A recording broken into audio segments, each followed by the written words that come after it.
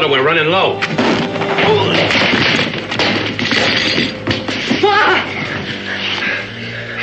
Your mother's ballot bills.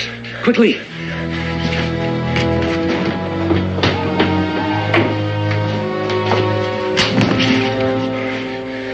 Almost $100. Your mother put it up for you. Cal, she was a thrifty woman. Mine, you'd be the same. Don't talk, Pa. I'll hold them off. Too many of them. Now, you listen to me, son.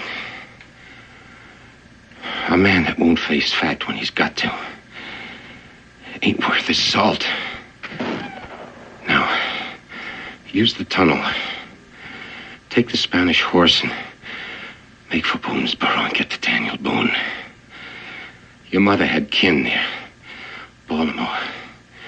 And Daniel will help you locate them. I'm not going to leave you, Pa. That horse. That's all I've got to give you. I think his lameness can be fixed.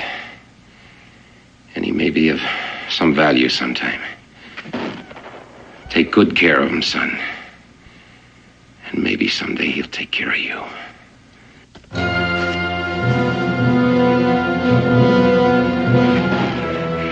Son, we've had our times together. Now get out of here while you still have a chance. Get going. Come on, boy. Get going. Cal. Take care, son. I'll come back with help as quick as I can, Pa.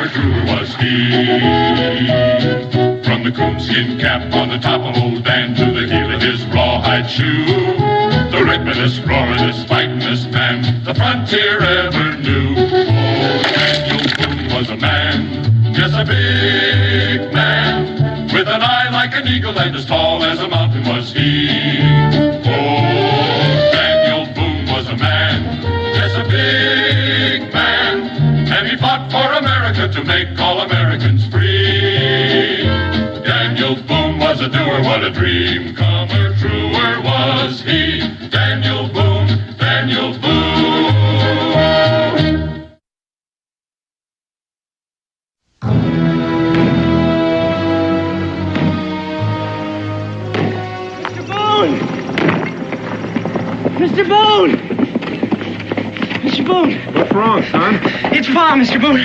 Shawnee jumped us right after daylight. Shawnee? Yeah, about 5 or 6 of them. Pa got some before he was hit, but he's hit awful bad, Mr. Boone. I'd have gotten here quicker, but Gideon's still pretty lame. You want me to go to the fort for help? There's no time for that, Becky. But, Dan! It's all right. It's likely just some renegades looking for what they could steal. Dan Calvin's just a boy. You don't know what you might find. Caleb Trevor's his father, Becky. There's something a man has to do, even a young one. He'd never forgive himself if he didn't go back. Chavez will take care of his horse. Come on, son. Yes, sir.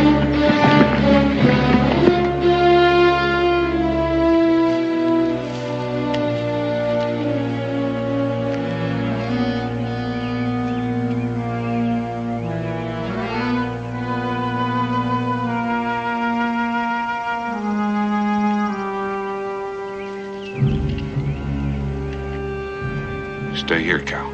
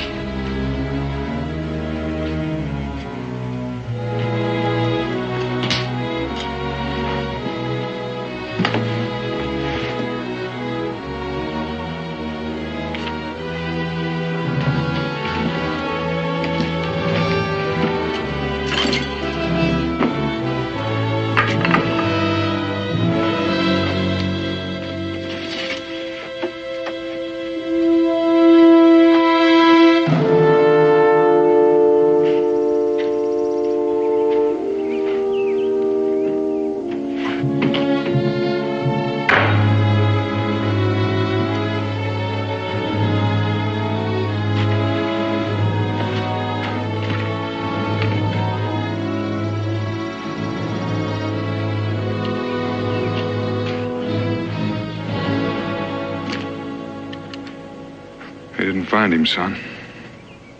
He made it to your tunnel somehow. He's dead?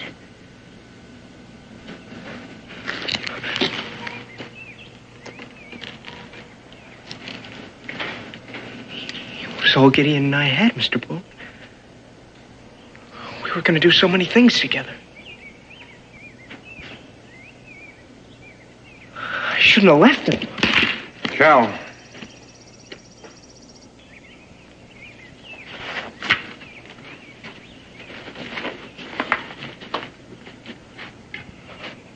Pa said Gideon would be faster than any of them once we got his limp cured.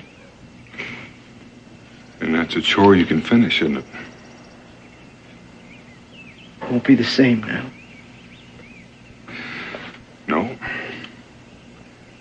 That's the way your pa would want it. I want to see him. Believe me, Cal, I know what's best. Something to remember, Cal. Nothing never ends. It's always the beginning of something else. Why don't you go on down to the creek and wash up, get your wind back. I'll be along directly.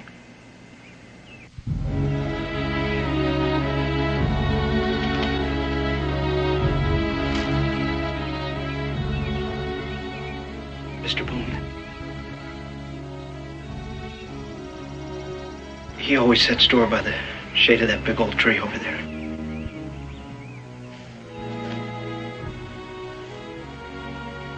Can't think of a likelier place, son.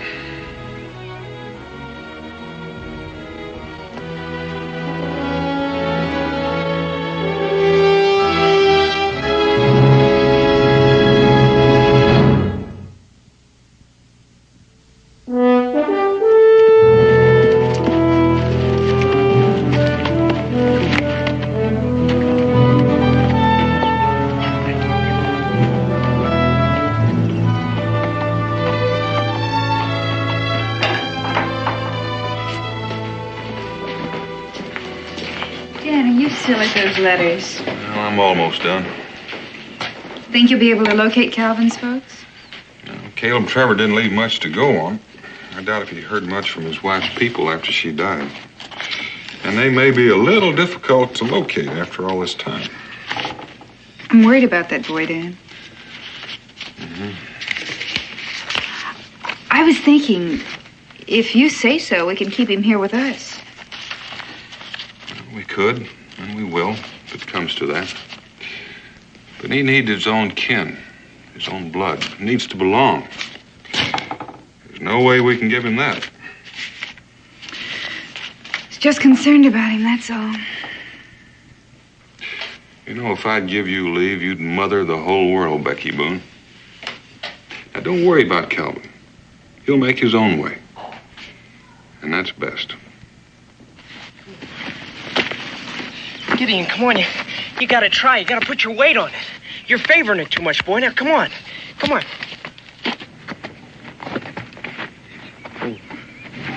Pa always says animals know what's best for them. Please, Gideon, you gotta get better. Cal? That's the finest looking horse we've seen in these parts. Well, he'll be the fastest, too, in the whole country once that leg of his mends. Well, I reckon he would be if all four legs were sound. They will be. Pa said they'd get well. Did he, Cal? Well, he said he thought the lameness could be fixed. How long ago was it those drovers left him with you? Almost 14 months, but he was getting better. And he was lame when they left him? Yes, sir. But it was that ride over here. I rode him as hard as I could. It sure didn't do that leg any good. Well, he's got a bowed tendon, Cal. After 14 months with no real improvement, it's doubtful if he can be cured. The drovers knew that. And right now, that tendon's mighty inflamed. But Pa said that... Wait, isn't there somebody who could get him well? I've got $100. I'd be... And that $100 is for your schooling. I couldn't let you do that. I don't mean there's no hope. We can try, and we will. Right now, he's got a fever in that leg. And that's the first thing we got to take care of. Cal, what do you reckon would draw that heat out of that leg?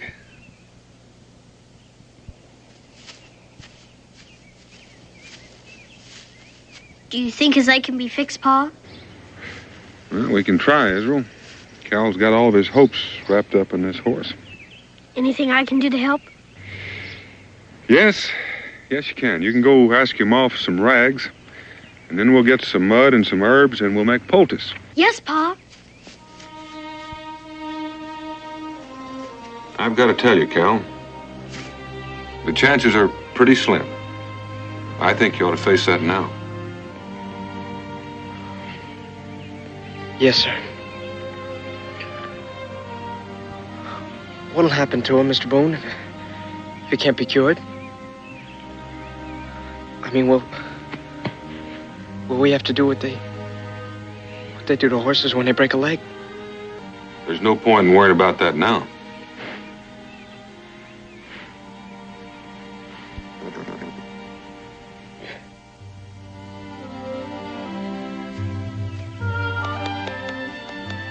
Just pat that on the sore part, Cal. Yes, sir. It'll strengthen the tendon. It's strong. It'll burn for a bit. Burn? It's all right. It's got to be done.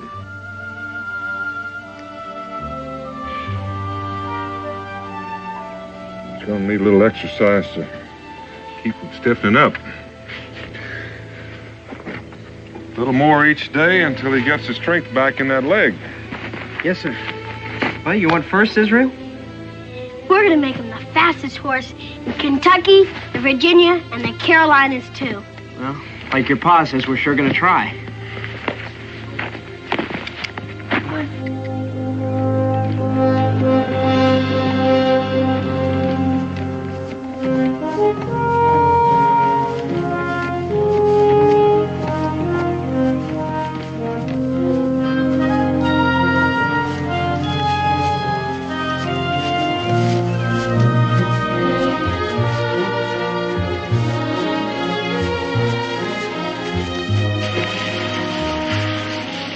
Good, Pa.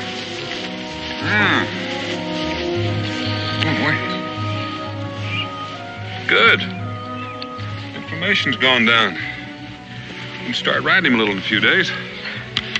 Give him his rub down. Yes, sir. Come on, get in.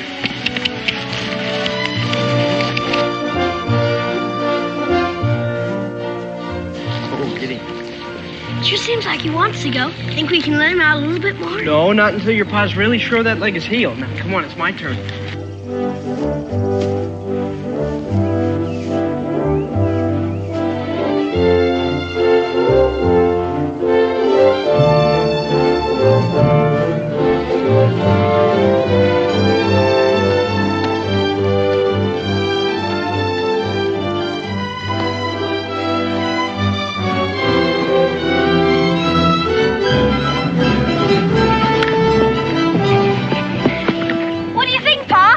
Looks like you got him warmed up enough.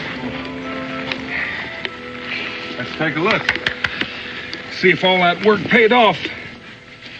What do you think, Cal? Looks good. Yeah. How is it? Sound as $1. You sure? See what he'll do. I'll give you a mark, Cal.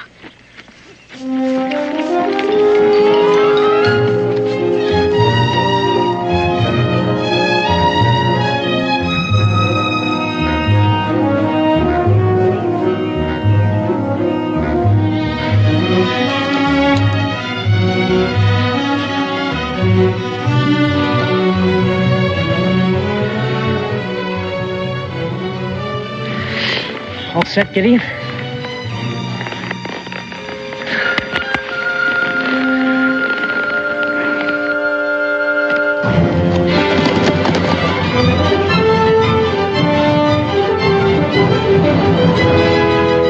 Come on, Cal!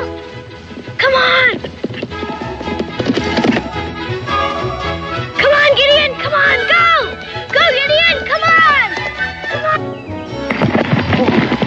Attaboy, Gideon. Come on, come on. You know, Dan, another time in another place, you might have been a real sport. Yeah, might at that. It's quite a bit of horse for that boy. Calvin's quite a boy. And you did a proper job on that animal's leg. Yeah, if it holds up, you can't tell about one of those things. Did you put it to the test? Oh, I almost forgot. Cincinnatus gave me this as I was leaving the fort. Came in on a trader's wagon. Come on, Cal. Come on, Gideon, come on. Come on, Cal. Right out, come on. Cal! Israel! Cal!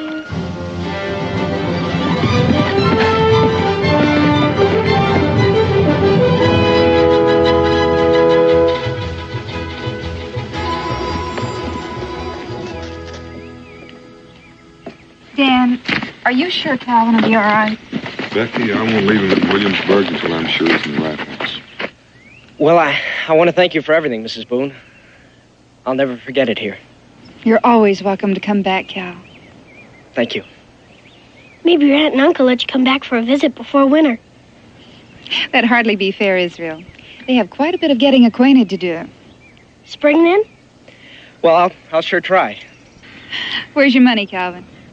Oh, I have it right here. And you make sure it stays right there. Yes, ma'am. Well, so long, Israel.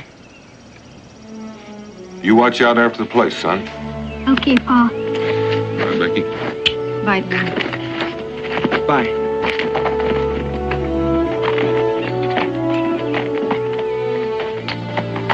Bye.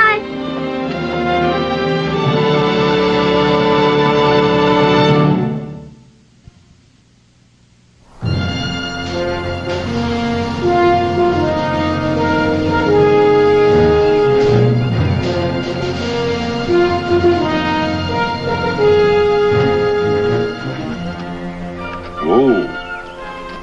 We may be here 2 or 3 days, Cal. Long enough to find somebody fit for you to travel the rest of the way with.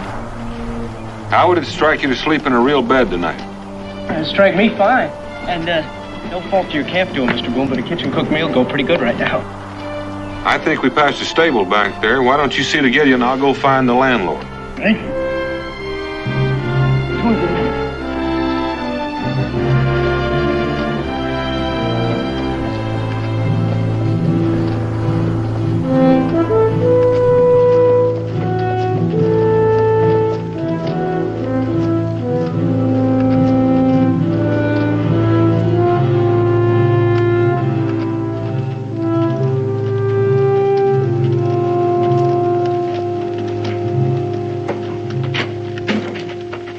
Pardon me, sir. I was wondering if I could stable my horse here. I'm not the proprietor.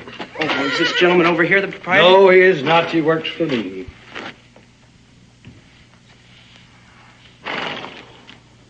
Is there a racetrack around here? Look, boy, we're busy here. Why don't you run along? Mr. Landers. Well, You interested in racing your horse, boy? from the looks of the animal, I'd guess the answer was yes. Well, yeah, tell me, boy, have you ever raced your horse? I've never even seen a real race, not like that one, with the jockeys and fancy duds and all. Oh, it's the spectacle of a lifetime, the sport of kings, you know. And those fancy duds, as you call them, are racing silks. Every stable has its own colors these days for pride and identification. Of course, it takes money, you know. Entry fees and all. Oh, well, all I've got's $100, but I'm sure that Gideon could beat anything. Whipper, show the lad our colors, eh? Whipper, there's my jockey. And my name is Landers, Jeremiah Killingsworth Landers. How do you do, sir? My name's Calvin Trevor. The pleasure is mine, young man. And where are you from, that you've never shared a sportsman's finest hour? Boonesboro, sir. Boonesboro, Kentucky. Daniel Boone settlement, huh? Well, that explains your ignorance of the finer things of life. Let's just see how that cap fits. How's that? Right, smart. Yes, sir. Come here, Whipper. Look at the lad. He makes a fine-looking jockey, eh? I envy you, boy, what you've got to look forward to. Gideon, eh? Belong to your pa? No, my pa's dead, sir. Gideon's just about all the family I got left. I'm sorry to hear that, my boy. Splendid animal. Splendid. But if you don't mind my saying so, a pretty poor way to keep him. Oh, well, we just came off the Wilderness Road. You should see him when he's all brushed up good. He's bred to run all right. I'd sure like to see him let out once. Mr. Landers, how much is that entry fee? Now, you don't want to waste your money on a gamble like that, my boy. He's a fine-looking horse, sure, but it takes more than looks to win a purse, you know. Yes, I'll never forget my first purse. Your heart jumps right up here. The wind is like music in your ears, and the shouts of the crowd are all for you. You hear the ladies calling out your name, and then that moment of victory. And a fine fat purse to line your pocket. It's a mighty thrill, boy. A mighty thrill. Looks as if he'd been lamed up pretty bad for a spell. Oh, that's too bad. A fine horse otherwise. Oh, but he's all mended up first rate now. He can run as good as ever. Against a champion? Like Lady's Choice there? Oh, no, it wouldn't be fair. Not with a game leg like that. Oh, no, I'm afraid it wouldn't be fair at all. Pity, though. An untrained horse like that would fetch long odds. What would you say he'd bring, Whipper? Oh, against Lady's Choice, I reckon about $5 for every one wagered. 5 to 1? Well, I suppose he would. Mr. Landers, you mean if I wagered $100, I'd get $500 back? If Gideon won. Oh, but Gideon can beat any horse. Hardly, son, with a handicap like that. I'm sorry, but it's my duty to tell you, as a man of honor. Oh, but please, Mr. Landers, I know that he can. Well, now I must say I admire your spirit and your confidence. If you're that determined, I hardly have any choice, do I? Whipper, give the Spanish barb of young Master Travers a rub down and an extra bait of grain. Calvin, you step this way, and we'll just attend to the details.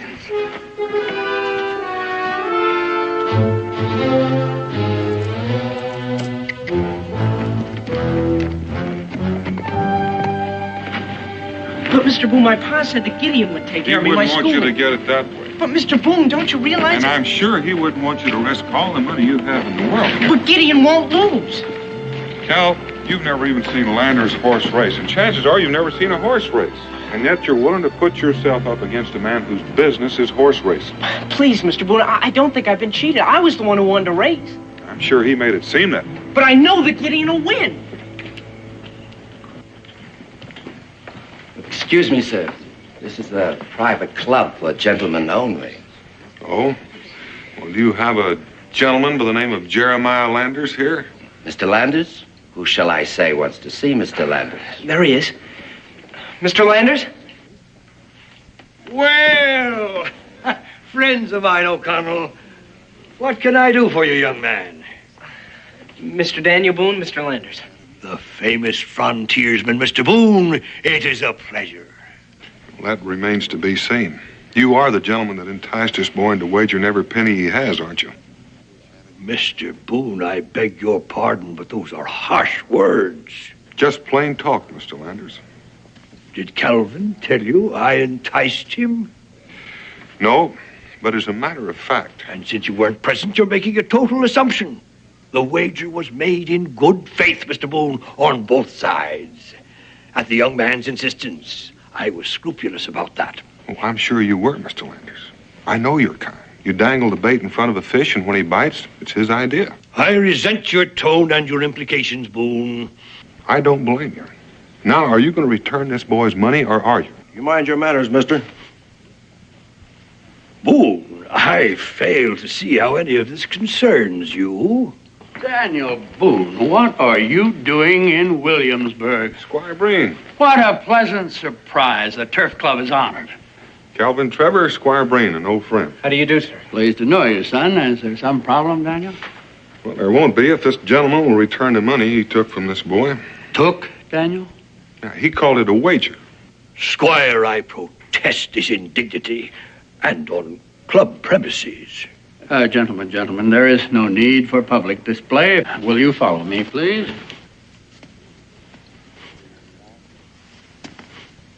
Would you excuse us, please? We have a private matter to discuss. Certainly. Thank you. Would you close the door, please?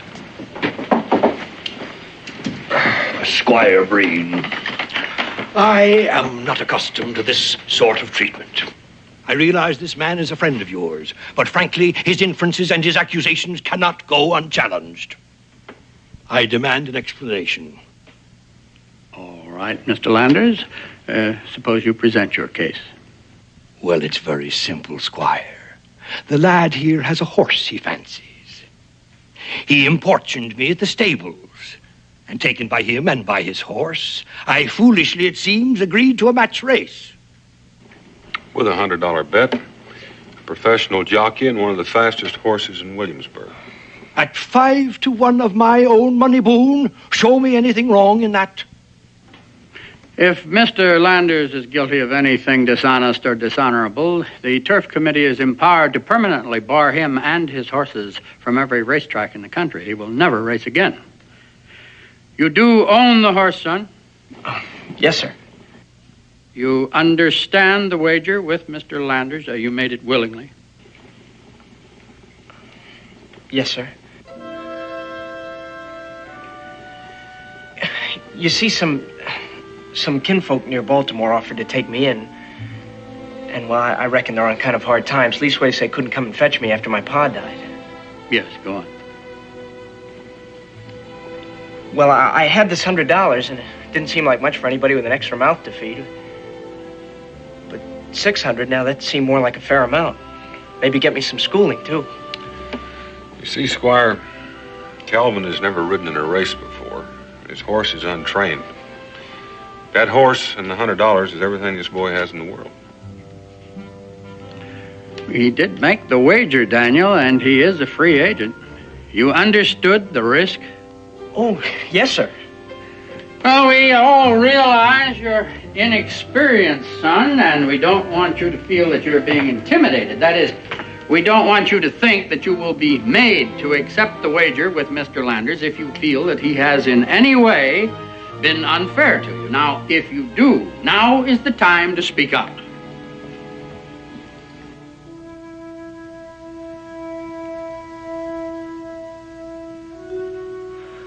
I reckon you'll hold it against me if I say I want to go ahead. Oh, son, as long as you know the facts, it's your decision.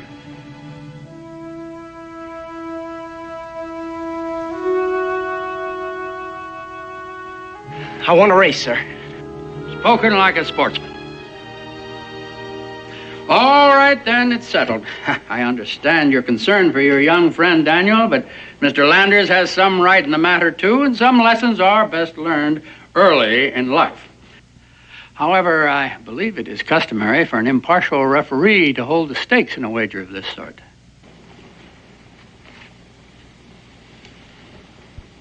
You do intend to cover, do you not, Mr. Landers?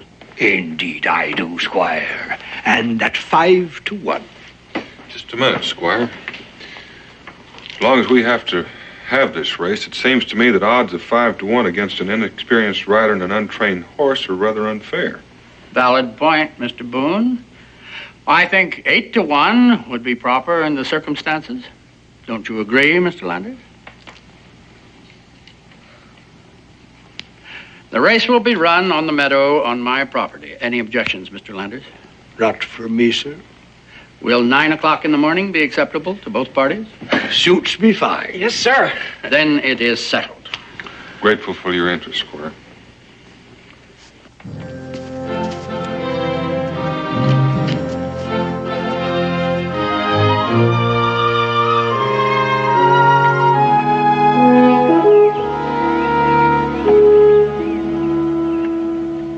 Looks like he's ready to go. Sure hope I am. How do you think he's going to take to this racing saddle? He probably won't like it right off, but he'll get used to it. How are you going to take to it? Well, grip harder with my knees.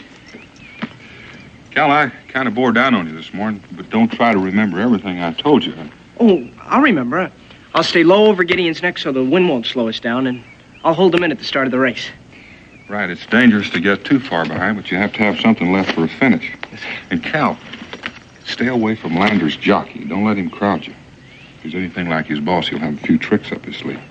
I'm just telling you so you'll be prepared and he won't surprise you. Good morning, Daniel. You two ready for the big race?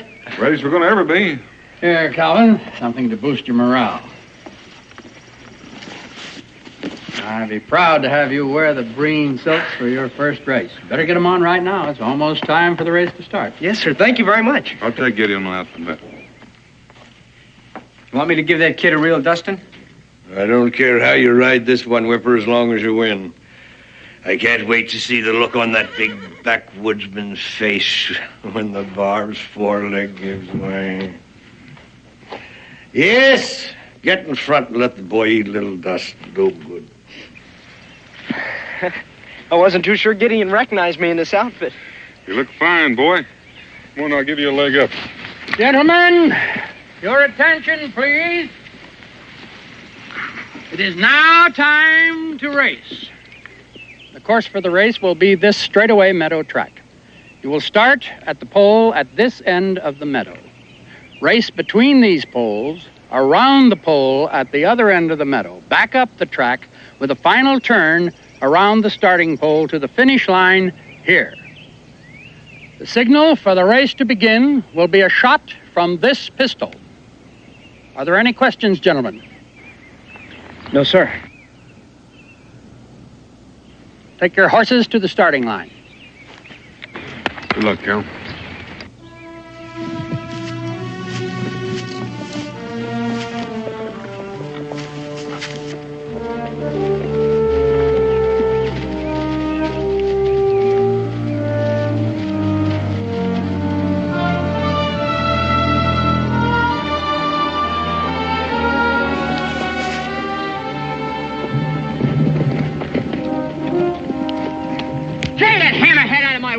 Keep that whip to yourself, will you? Gideon's never been touched.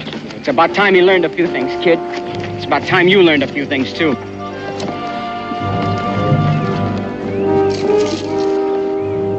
Riders ready?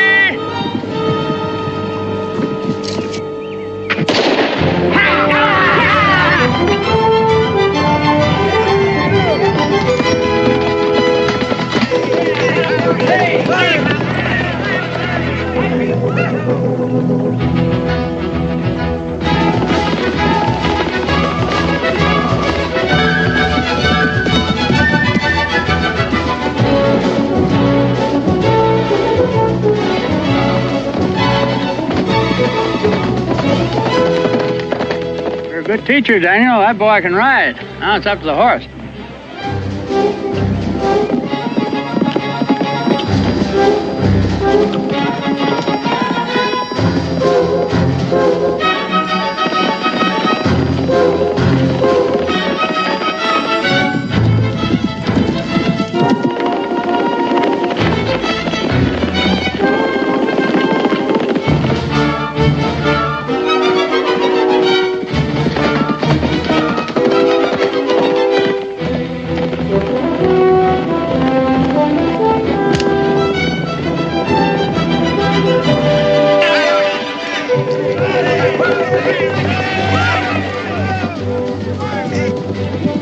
Ride him, boy, ride him. Come on, Carol.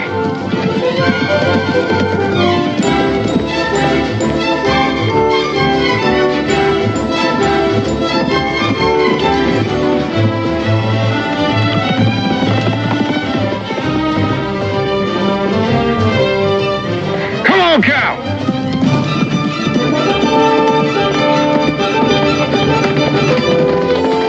You won, Cal. You won, boy. You won, Squire. You know what that horse would be worth on any track in Virginia, Daniel? $1,000, as he is, without any training. Well, I reckon he's worth a lot more than that to Cal about now. He did it, Mr. Boone. He did it easy. The two of you did, Cal. Splendid ride, son. Splendid. Mr. Landers.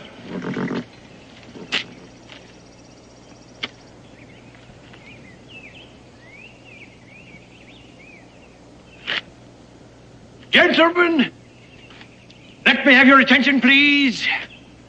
I have an important announcement to make. My associate, Mr. Slade, here, has just brought me proof of something he suspected when he first saw the winning animal in this race. I have been betting against my own horse. What do you mean, Landers? I mean the Spanish Barb actually belongs to me. Under the circumstances, I declare this race a no contest, and I demand that all the wagers be returned at once. That's what he's been up to all along. He's been after Gideon right from the start. This is highly irregular, Landers. But, Squire, I have the proof right here. Whatever that is, you cannot declare no contest on your own. That's a matter for the Turf Club Committee. Yes, Squire, but let them get at it quickly, please. The horse really belongs to me.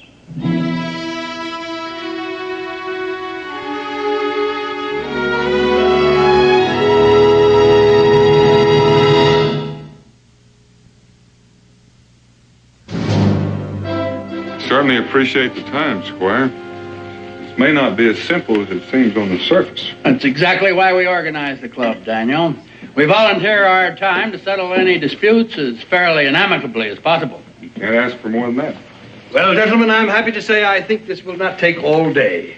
Here is the bill of sale. And I have all the other documents with me. Gentlemen, I have a bill of sale for a yearling Spanish Barb that was bought in at auction in New Orleans.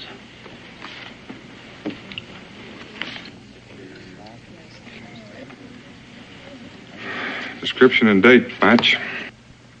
And here is the entry in the diary I make my men keep when they're away on business for me. It clearly states the same horse pulled up lame and was left with a man named Caleb Trevor near the settlement at Boonesboro. There's no question but what it's the same horse.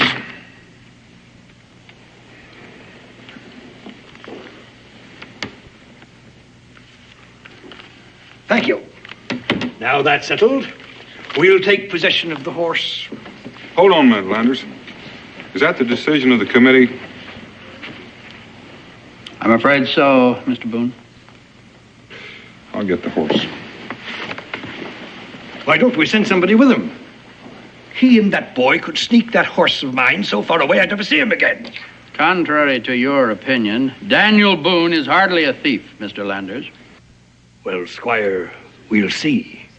But if it comes to that, I'll not hesitate to ask the constable to issue a warrant for their arrest. I'm afraid you're ahead of yourself, Mr. Landers. Our only concern here is the good name of racing in this community. Whatever legal steps you take is your own affair, Mr. Landers.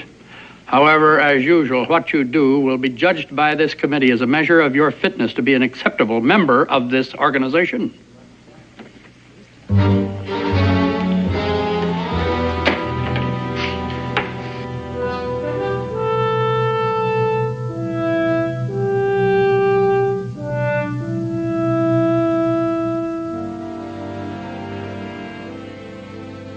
I knew you'd outrun that horse, Gideon.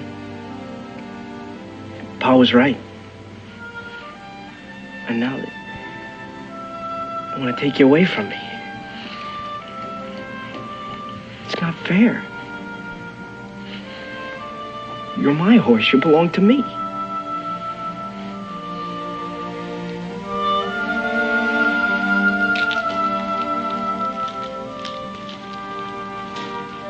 You know, we don't have to race anymore. We don't need racing or towns or any of this. You and me, Gideon, we can make out together. Nobody will be able to stop us. We'll light out of here so fast I'll never know the difference.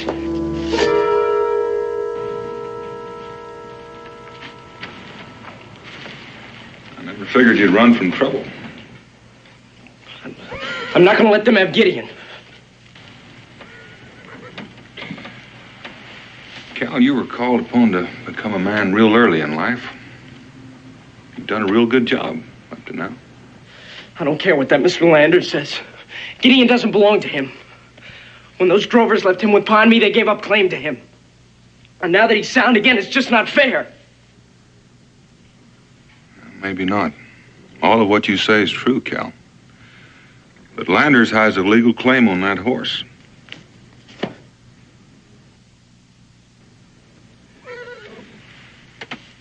Cal, we've all got to respect and abide by rules, whether we personally like them or not.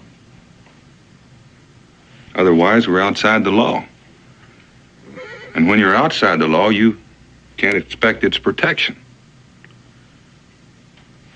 So if you take Gideon, the law will be obliged to come after you. Mr. Boone, I just can't give him up. My pa said for me to hold on to him. I knew your pa, Cal. I'm sure he said a lot of things that might help at a time like this.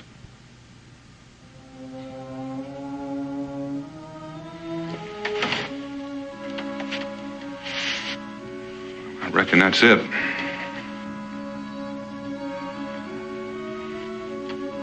I'm sorry you feel that way, Cal.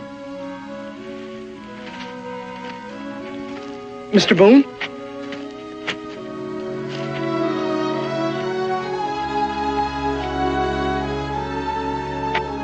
My pa said that a man who couldn't face up to facts when he had to wasn't worth his soul.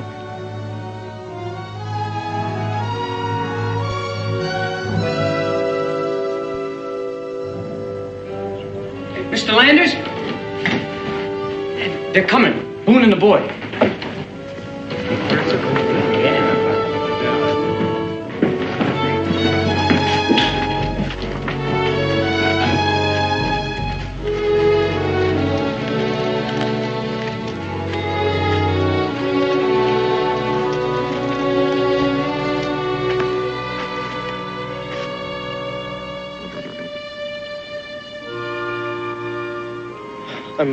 I'm ready to abide by the committee's decision, Mr. Breen.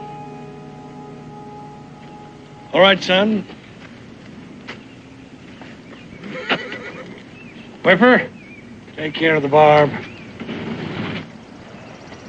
Goodbye, Gideon. Come on.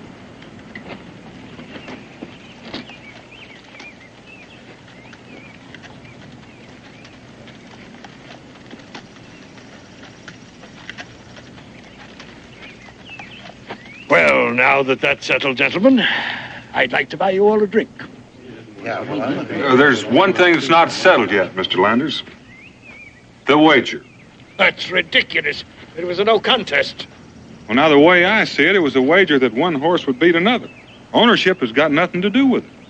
Gentlemen, the decision of the committee is unanimous. In the interest of sportsmanship and fair play, we hold that the race today was a valid contest. And the wagers staked shall now be the property of Master Calvin Trevor. Squire Breen. You still got the horse at a bargain, Mr. Landers. Of course, if you would be interested in selling... Just 1 minute, Squire. There's still a small matter of paying this boy for taking care of his horse these past 14 months. A valid point, Mr. Landers. All right. At 85 cents a week, $50 ought to take care of it. That may be the going rate in Williamsburg, but it's different in Kentucky. Now, just a minute.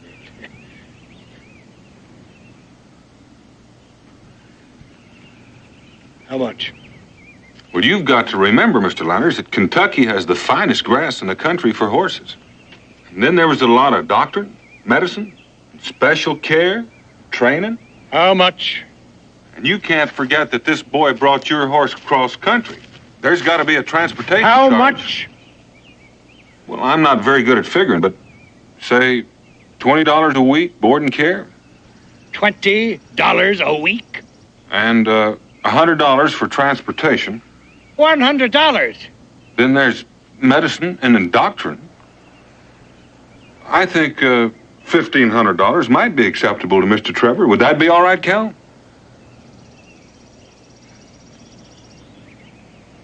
Are you going to stand there and sanction this highway robbery? Well, your drovers never made an agreement with Mr. Trevor, I understand. Therefore, it seems perfectly proper for Mr. Trevor to present his bill for services rendered. For $1,500? What? It's more than the horse is worth. There might be a way of settling this, Mr. Landers. If you were to give Cal here a bill of sale to that horse, he might call the whole thing square. Sounds like a sensible solution. That is, if it is acceptable to Mr. Trevor. Boy, it sure is.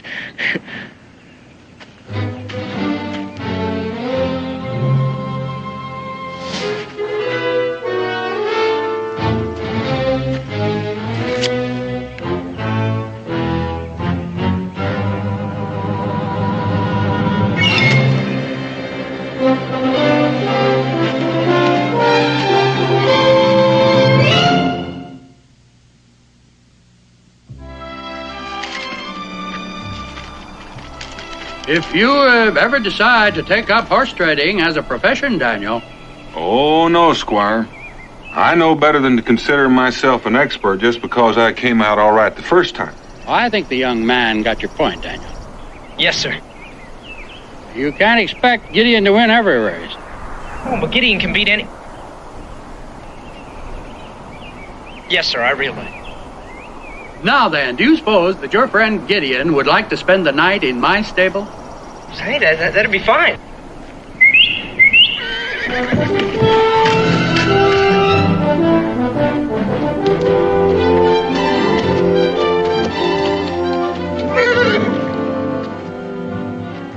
Well, I'd be honored to have the two of you spend the night with me, too. We could talk about getting Calvin to Baltimore over supper. I might even take him over myself.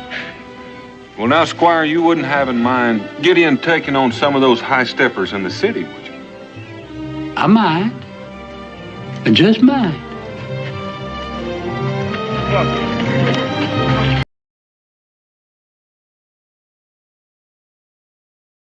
Change your mind, Daniel, about coming along? Promises to be an interesting hunt. Oh, no, Mingo. It's been 3 days since I sat down with my family at the dinner table. If I don't get back pretty soon, they'll be feeding me out the back door like I was a stranger. Chief White Cloud, I presume since you're chief of the Cherokees, you're going to get the first shot. And I want you to do me a favor. Drop that bear before Mingo does, because if you don't, I'll never hear the last of it. I intend to, Daniel. Looks like he's big enough to feed your whole tribe for the winter. Plenty meat. Good luck. Judging from the way he's moving toward higher ground, he's crafty. I believe he's laying a false trail and intends to double back. Mingo, I suggest we separate.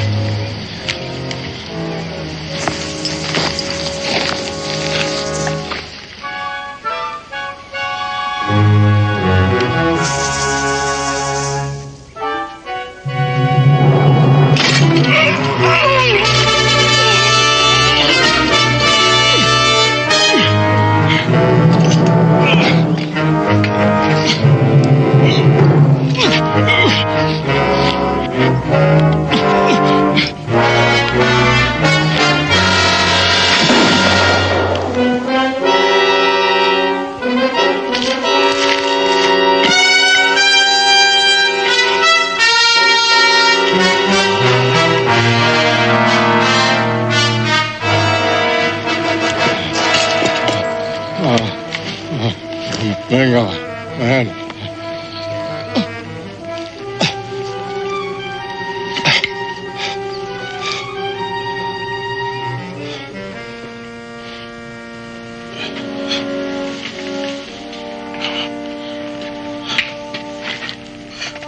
Who did this to you?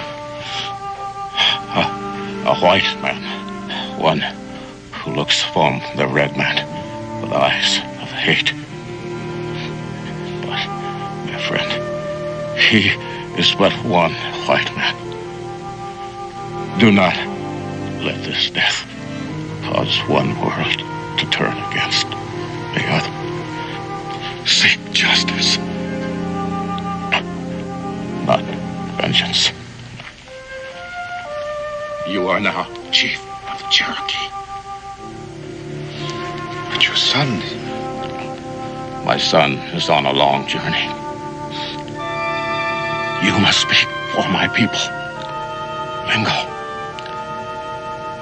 The treaty between the Cherokee and the settler, it has been good. You, who have the blood of both worlds, can best keep the peace.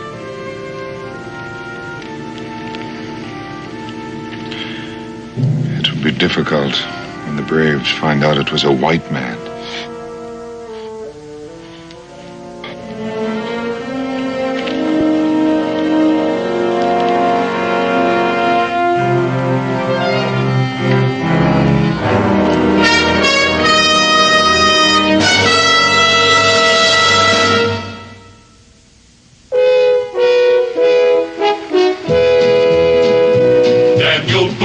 Daniel Boone, what a doer, what a dream comer, truer was he. From the coonskin cap on the top of old Dan to the heel of his rawhide shoe, the rippin'est, roaring'est, fighting'est man the frontier ever knew. Oh, Daniel Boone was a man, yes, a big man, with an eye like an eagle and as tall as a mountain was he. Oh, Daniel Boone was a man, yes, a big man, and he fought for America to make all Americans free. Daniel Boone was a doer, what a dream comer, truer was he. Daniel Boone, Daniel Boone.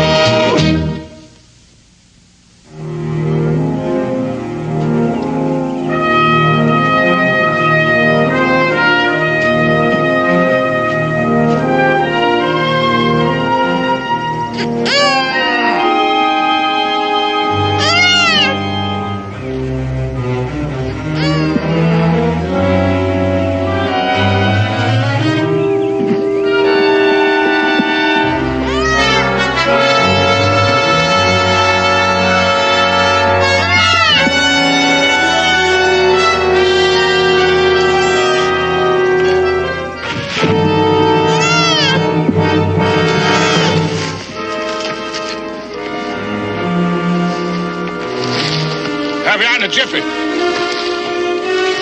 Stay put, mule. Stay put. Back, back.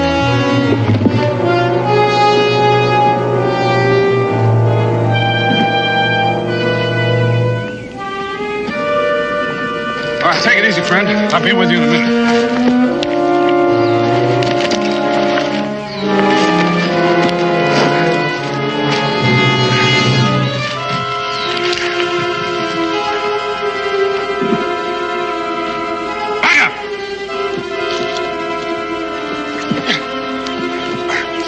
Get your hand on it. Here! Easy, friend. Easy. Go on!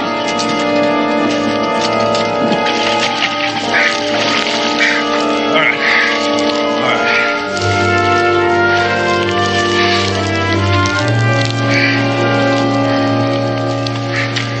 right. Much obliged. Hawkins, Sam Hawkins. Sam Hawkins. Daniel Boone. Boone? I heard tell of you. Well, maybe I shouldn't ask how you got in there. Maybe it's best you shouldn't. Near dark. Hate to see a man journeying wet to the bone, his belly empty. I'll make you a proposition, Boone. I got a grizzly half-skinned up there. You start a fire and I'll cook us up some meat. You got yourself a deal.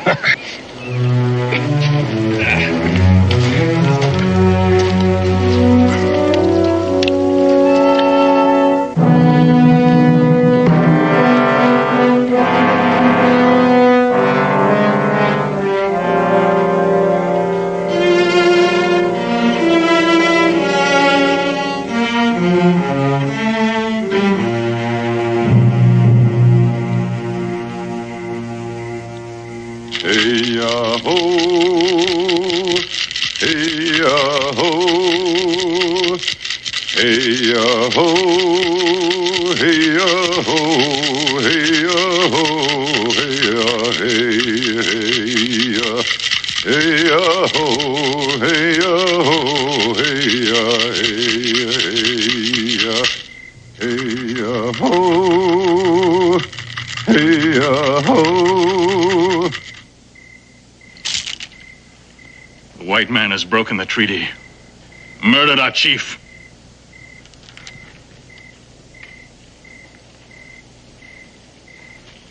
Spit in the face of the Cherokee. There will be no war paint. The treaty will be honored. It was the wish of White Cloud. Honor? Where is the white man's honor?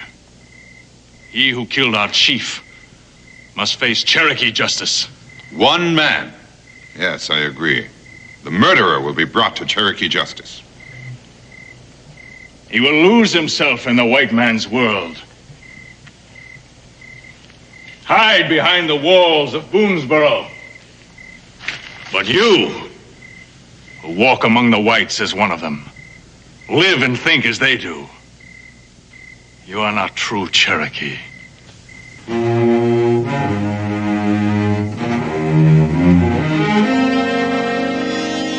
I will find the murderer of our chief, and I will kill him.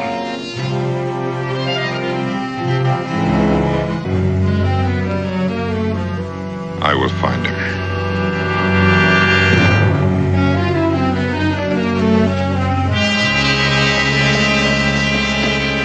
My cabin's just through the trees over there. How about having supper with us? My wife and son would want to meet the man who saved my life. Well, thank you, Daniel. But I just ain't used to being around civilized folks, especially women.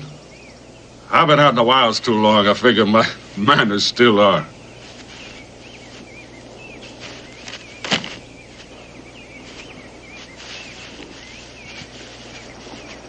Yeah, Daniel, it's yours.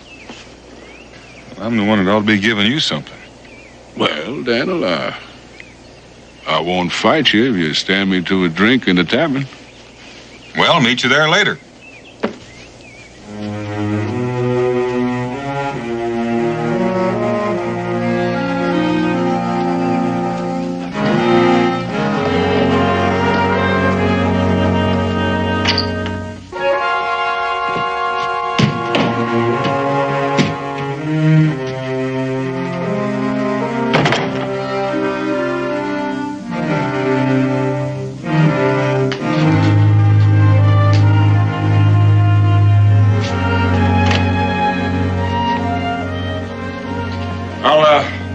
With you on those skins after a drink. All right, sir. What'll it be? Friend, something with the kick of a mule, the bellow of a volcano, and the smell of buffalo hide. I think I got just the thing for you. Oh, well, set her down, set her down.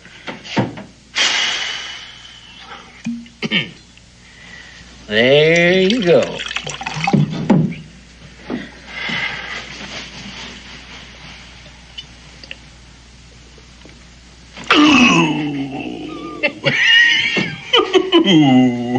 There ain't many men can handle more than one of them at a time. Well, you're looking at one.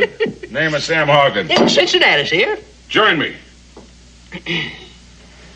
Much obliged. Well, how's trapping these days? Don't get any on you.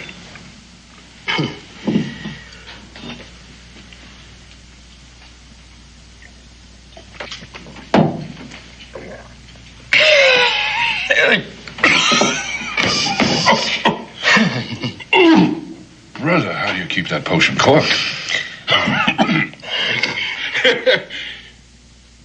As long as these boys staying around here with their mouths wide open, might as well pour something down in it. Come on, come on!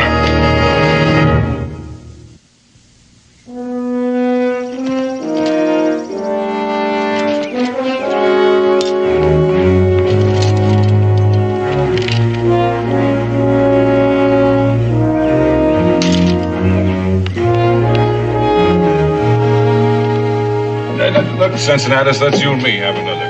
You really want another one, huh? Sure do.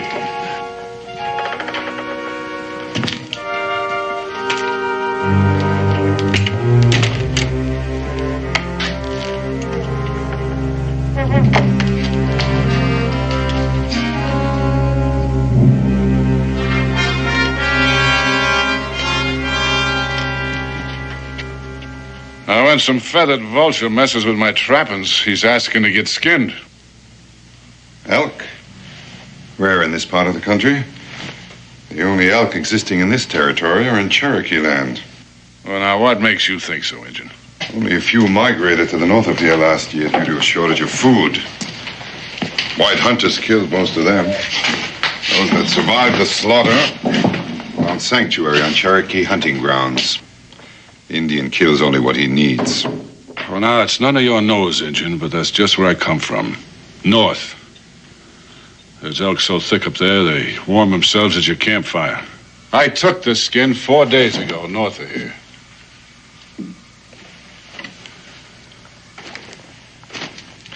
This skin was taken yesterday.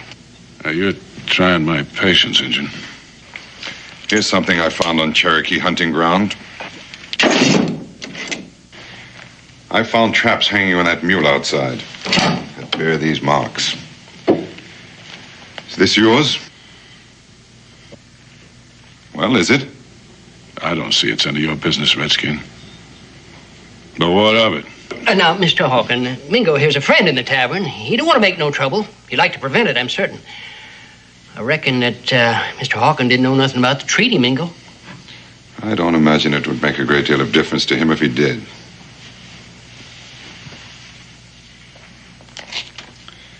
Chief White Cloud is dead.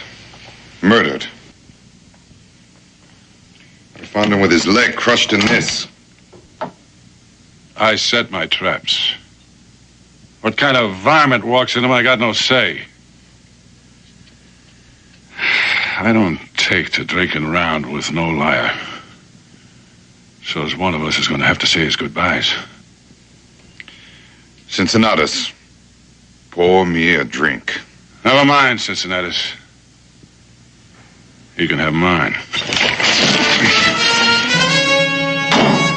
Riled. Fire-eyed and touchy as a tea-snake. Look at there. Can't wait to collect myself another white scalp. What's the matter, Injun? Only scalps in your wiki up women's and kids? Now you're trying to get yourself a man's?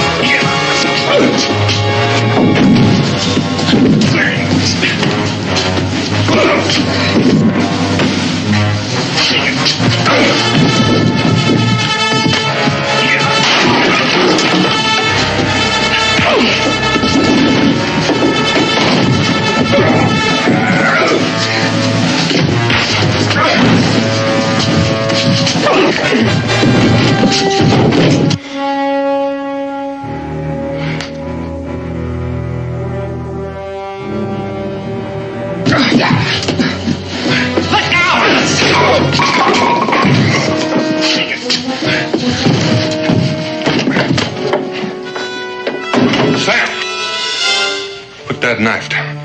Let him go. Now, Daniel, this is a personal matter. Drop it. Daniel, I figured you for my friend. Well, I am. So's the man you're about to use that knife on.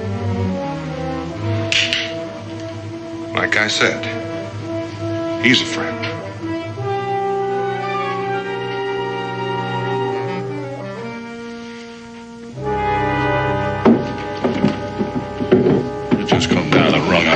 Boone. I judge a man by his friends. Well, that's as good a way as any. Just remember, I count you among them. Now, I would appreciate some explaining. Chief White Cloud has been murdered by this friend of yours. He's a liar. I discovered him myself, with his leg caught in this, and a rifle ball in his chest. Why would Sam want to kill White Cloud? Ask him. But one thing I'm sure of, he knew he was on Cherokee land illegally. The trap, Sam? Is that yours? Well, that's one of them, Daniel. I set plenty of traps. I got no say about what or who walks in them. Being on Cherokee land don't make Sam a killer. You might think a little differently if he had a knife at your throat. First you call me a coward, then a liar, now a killer. You sure lean real heavy on being a friend of Daniel Boone's, ain't it? Daniel, if I was to kill me an Injun, it'd be face to face. I don't need no bear trap hanging from one of his legs. Mingo, let you and me take a little walk.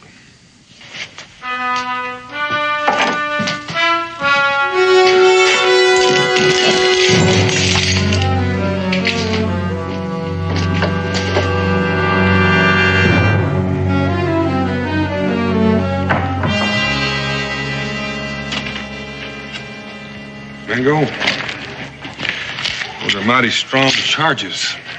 There's not enough to back him up. Only the knowledge in here that he's the man. White Cloud's hunting bow is broken, deliberately. Now, you know what it means to an Indian to enter the next world without his weapon. An act of hatred so deep, it goes even beyond the grave. Being chief can bring enemies. This is no personal enemy. This is an enemy of all Indians. Something to which I may be more sensitive than you or any other white man. I read that hatred in his eyes. Perhaps one must have Indian blood in his veins to recognize it. It's hardly evidence that'd stand up in a court of law. There's never enough evidence in a white man's court to convict a white man of killing an Indian.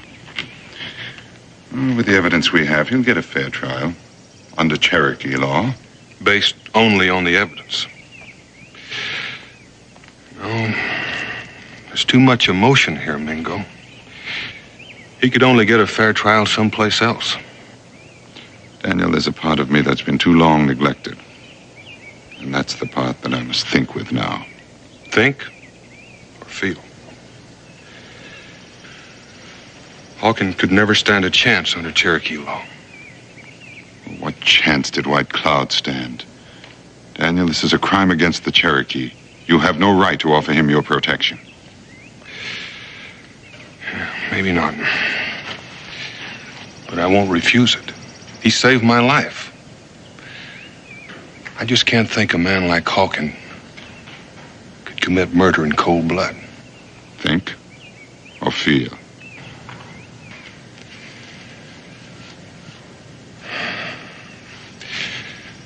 Explain to the new chief how I stand. You already have. While White Cloud's son is away, I am the chief. Taking quite a big load on your shoulders. I don't know what I'd do if I were in your place. I do.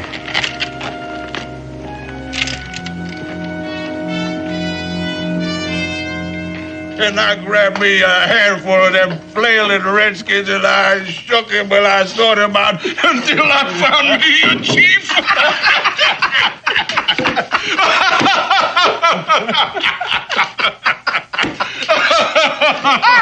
I tell you, that was just a funny thing. Well, Daniel, it's good to see you without your redskin brother. Look, Daniel, you come over here, because I got a drink for you, and I got enough talk to stuff both ears. Come on over here, Daniel, come on. Sam, I don't like asking questions twice, but for my friend Mingo, I'm going to. Well, then, Daniel, you ask away, and I'll answer straight. Oh, Daniel. Now, look, I admit I killed my share of redskins. I admit it. But I don't have to shoot a bird in a snare. All right, Sam. I believe you. But I wouldn't bet on those Cherokees. And you best stay off their land. Their land? Their land? Well, pretty soon they're going to be doing their hunting right here. They just might, for you. And my advice would be for you to stay put here in Boonesboro for a while. If you leave the stockade, you just might end up facing Mingo on his terms. Now, look here, Daniel. I ain't a man to live neath a roof or back of fences. And I ain't never curled my tail under for no man, and I ain't starting now. Besides, Daniel, they don't worry me none. They worry me. Well, Daniel, for you, I'd dig a hole and I'd pull it in after me. I would. Now, come on, drink up.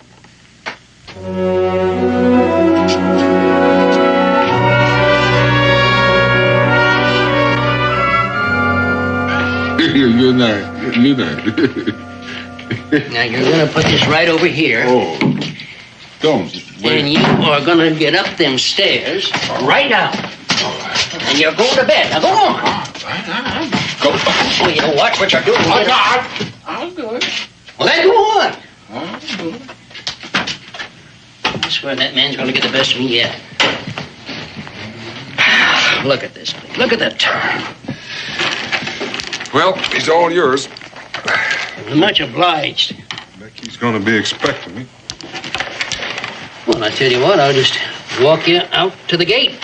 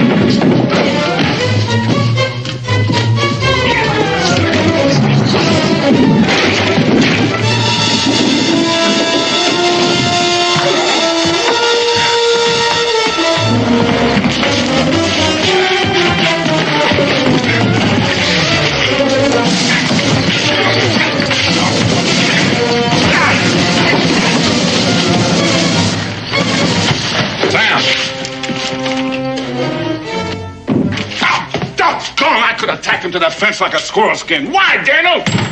Doggone it! Now that Injun is going to coil himself into some rock. He's just going to wait for me to come along. You know they was trying to kill me? They could have done that from the window. And there's no question about it, Sam. The Cherokee are bound and determined to have you stand trial. I'm going to tell you again, you stay put till I tell you different. You try slipping off, and you're going to find me harder than those Cherokee braves.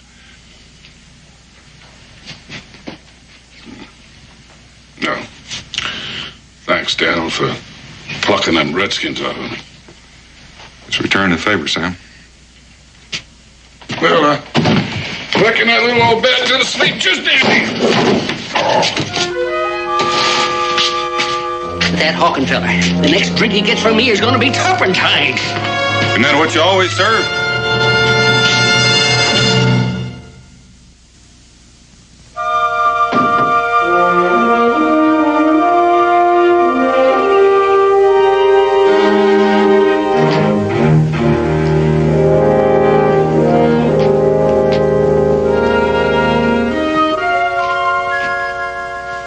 I couldn't help it over here.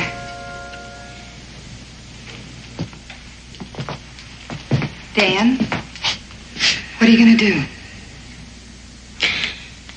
Don't have much choice, Becky.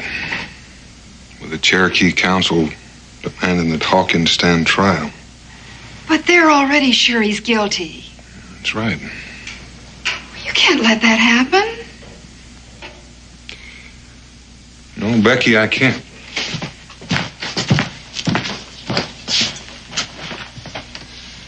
I'll be back in a few days. Be gone just long enough to take Hawkins to Salem.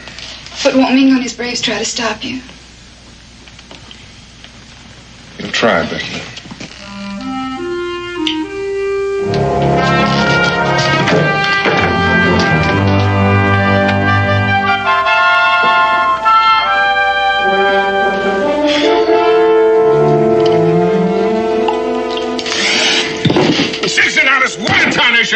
That tastes tastes like you wrung out some moccasins in it.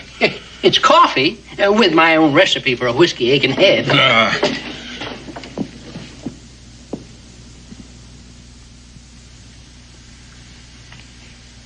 What's the matter, Daniel? Something wrong? Sam, I got no choice left. Them Cherokee, they brought you? They paid me a visit. That friend of yours, I bet he put him up to it. Mingo's only abiding by the will of the council. They insist that you be judged by Cherokee council. If not, we're likely to have a war on our hands. But Daniel, you can't turn him over to the Redskins. Every time an Indian's killed, they'll be yelling for a white man's blood. That's why I'm taking you to Salem for trial, Sam. Mingo can speak for his people there.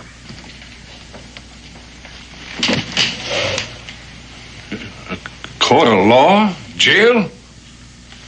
Maybe. Till your trial comes up. Oh, Daniel, I lived wild too long to be caged. I like sleeping under the sky, waking up with the sun in my face. Only thing in this life I'm afraid of is four walls and a locked door.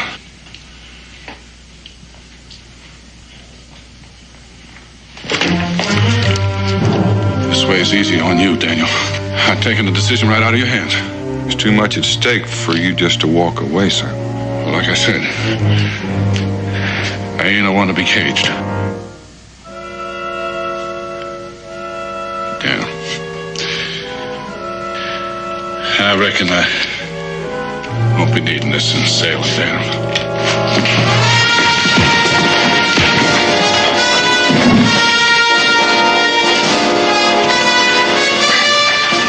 Sorry, Daniel. Kentucky's getting too small for me. Bye, friend.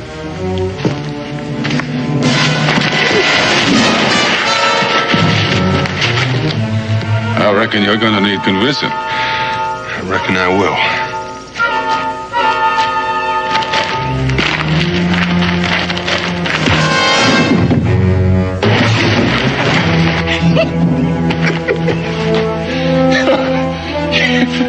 Even there's one thing I can't do more than strong whiskey.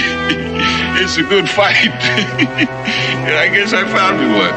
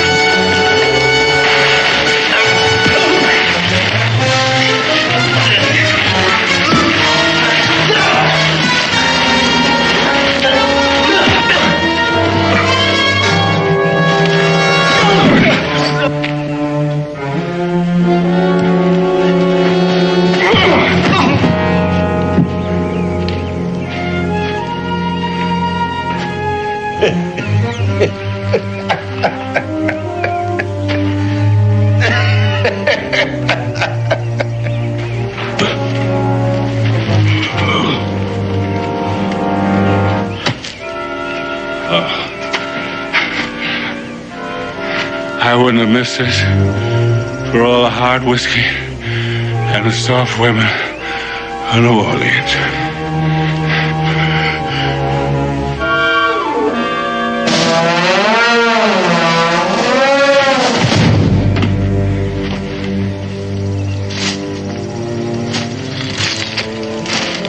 Hold up, Sam. You're gonna get your feet wet. Well, you're sure taking a roundabout way to lose that Mingo. It may not be the shortest, but it's the safest.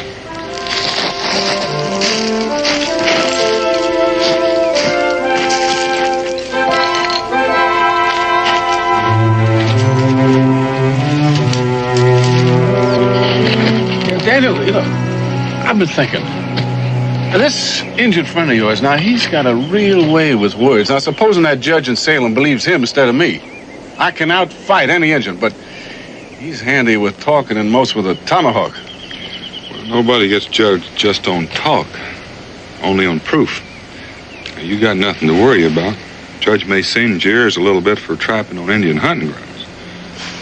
Well, that kind of eases my mind, Daniel. Better than gurgling at the end of a rope.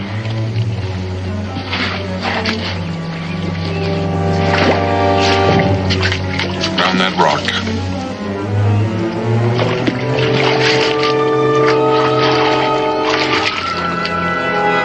Climb out on that log. Doggone, Daniel, but we're going back the same way we come. Like you said, Sam, we're going to go the roundabout way. Back into the water on that log.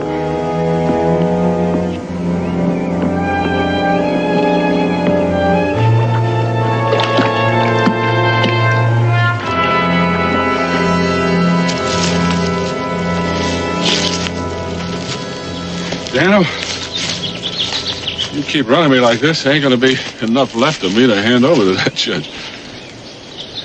Thank you.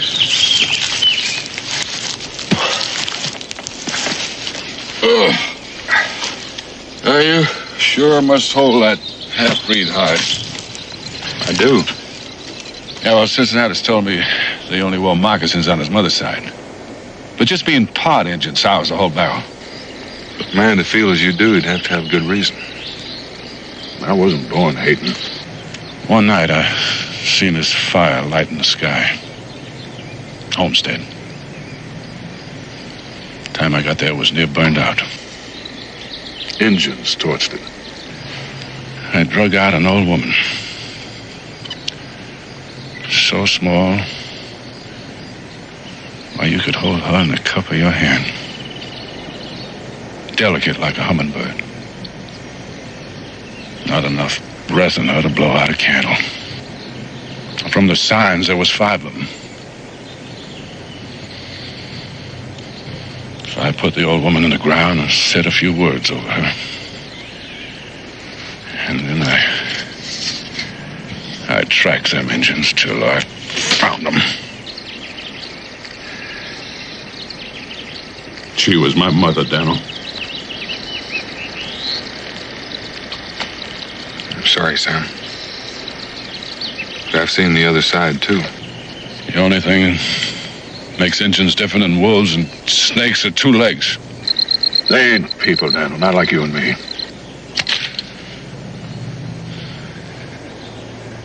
I'll stop hating. The day I die.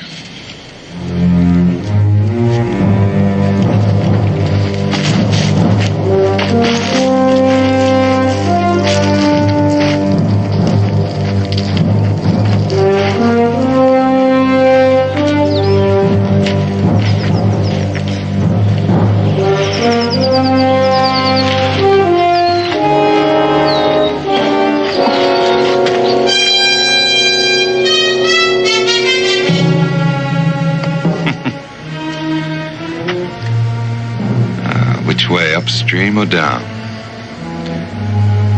You've bought yourself some time, Daniel, but it remains to be seen whether it's enough.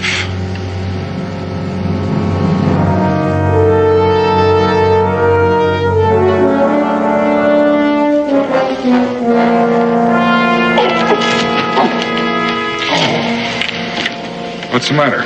Oh, this here leg of mine, it keeps going bad on me from time to time. A couple of minutes and be fine.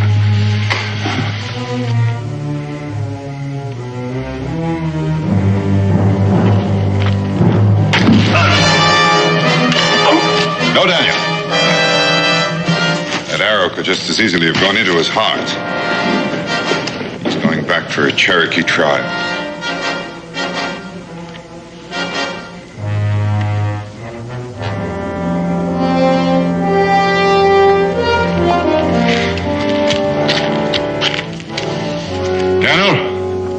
These heathens are gonna roast me like a slab of meat on a spit. It's the decision of the council, Daniel. There's nothing either of us can do about it now. He was tried and found guilty by a Cherokee law. There's another Cherokee law, Mingo, that says the decision of the council can be tested by a trial of combat. Hawken is wounded. I'm not. You can tell the council I'll meet any brave of their choice. You're a fool to risk your life, Daniel, for a cold-blooded killer. Neither of us knows that he's a killer, Mingo. What is being risked are the lives of many people, your people as well as mine. This could break the treaty.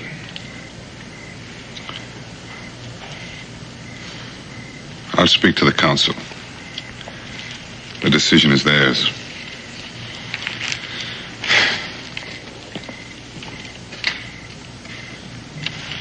Daniel, I sure hate to agree with an Injun, but he's right. You're a fool.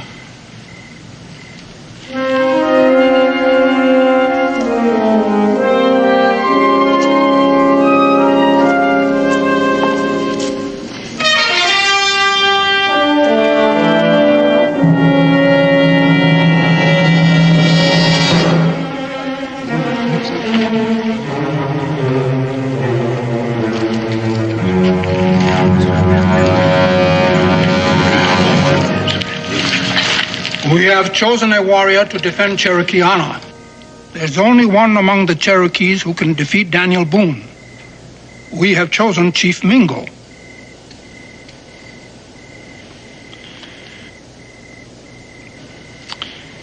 The council honors me in its choice. I will defend the right of the Cherokee with all the skill and strength at my command. And with your life. It will be a fight to the death. You or Boone must die.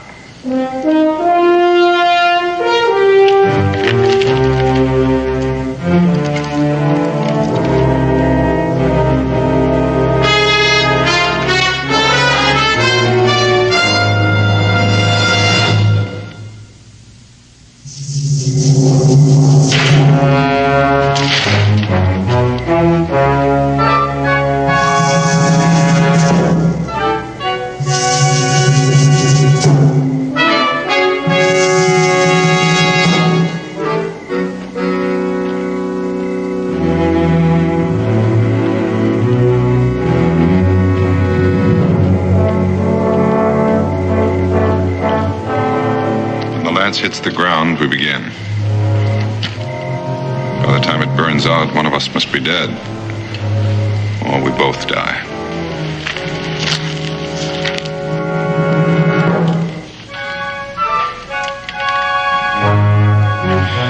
Whichever one of us does live should do all in his power to see that the white man and the Cherokee continue to live in peace.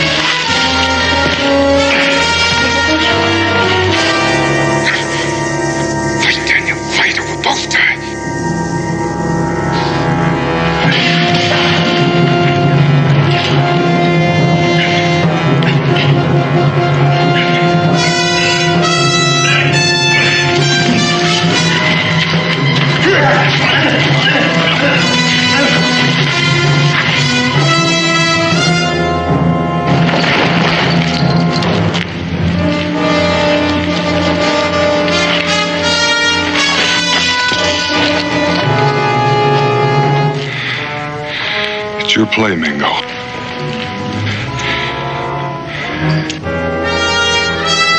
You'd best make it.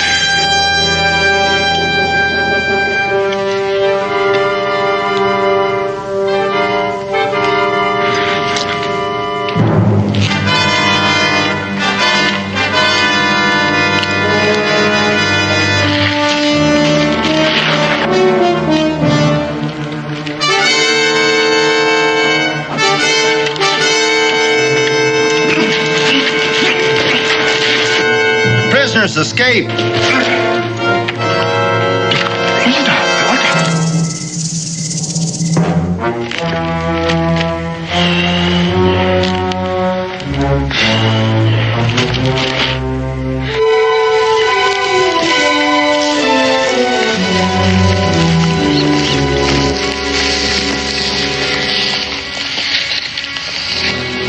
Heading for Shawnee country.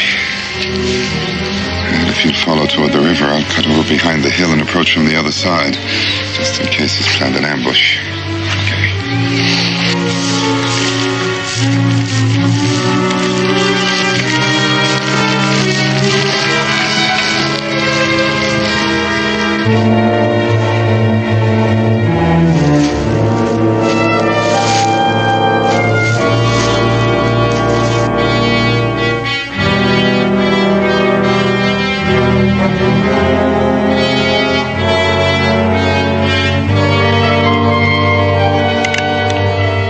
Turn around, Daniel. Now, ease your rifle to the ground.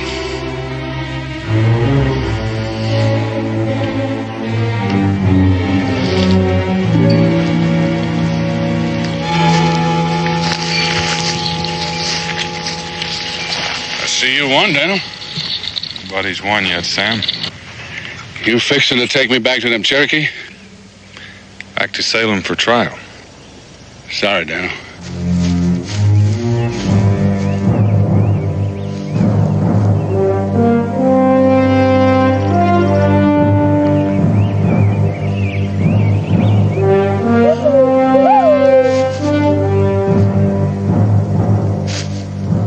I was hoping you'd kill that silk-tongued half-breed. He's warning us. Shawnee.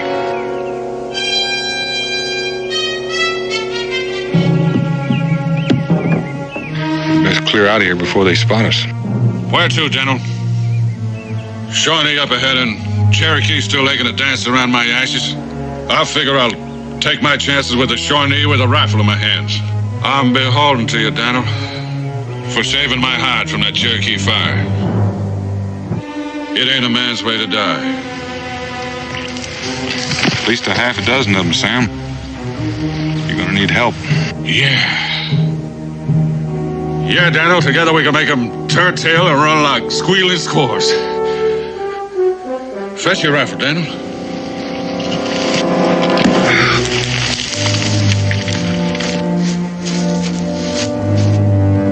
Hold it, Engine.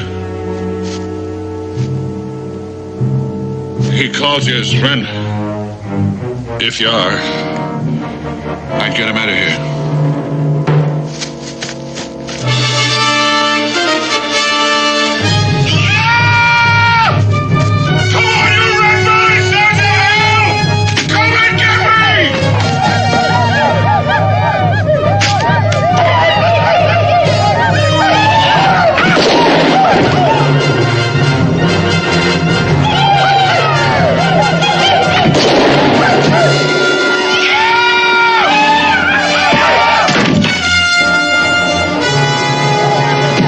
No, Daniel.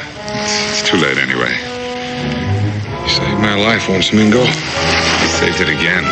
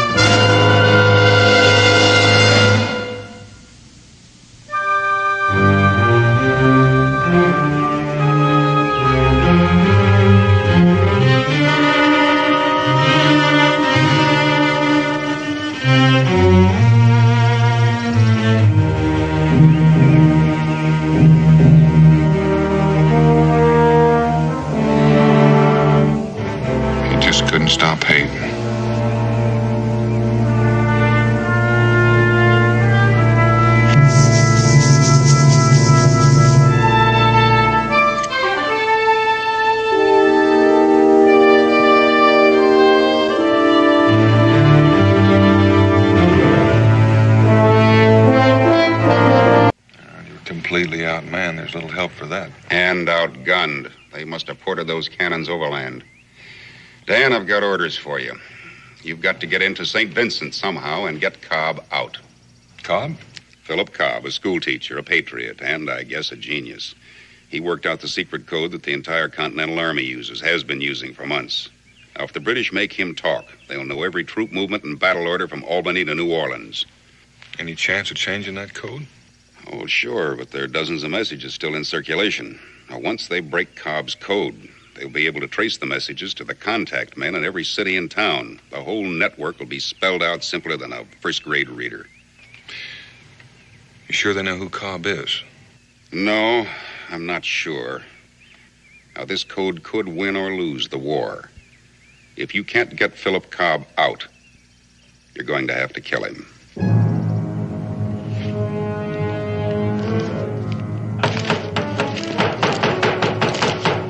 Professor Cobb! Professor! Open up! Professor Cobb!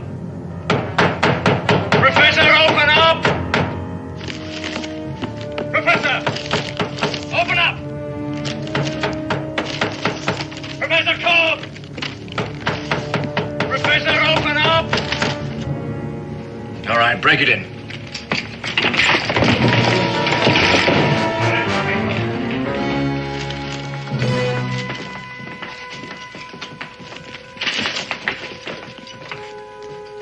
Professor Cobb, you're under arrest. I know. And you also know that the city has been under British military authority since 8 o'clock this morning. It is under that authority that I order you to turn over all notes, papers, and memoranda in your possession. There are no such things in my possession any longer. There they are.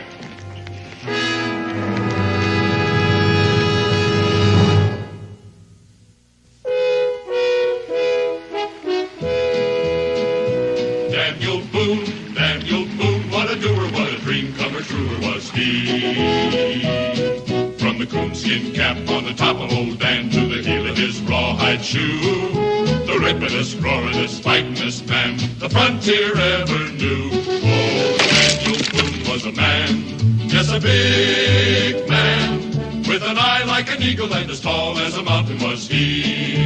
Oh, Daniel Boone was a man, yes, a big man, and he fought for America to make all Americans free.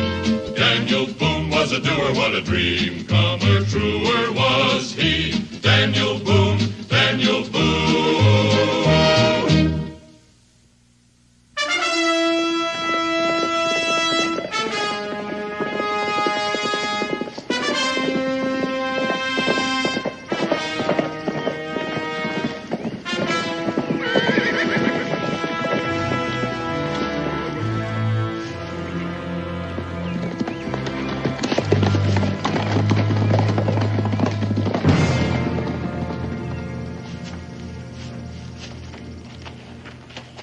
Your business here, sir?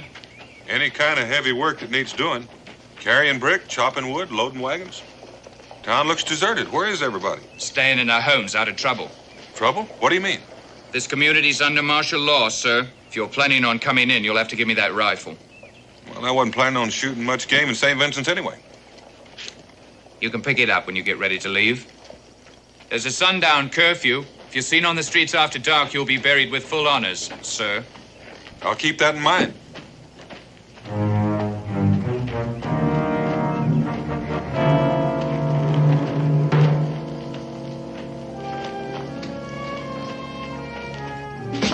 How's the bread business? Daniel Boone. When'd you get here? Just now. Any trouble getting in? No. You hungry? You still making those hot cross buns with the honey on top? Sit down. Hot out of the oven, Dale. How's the family?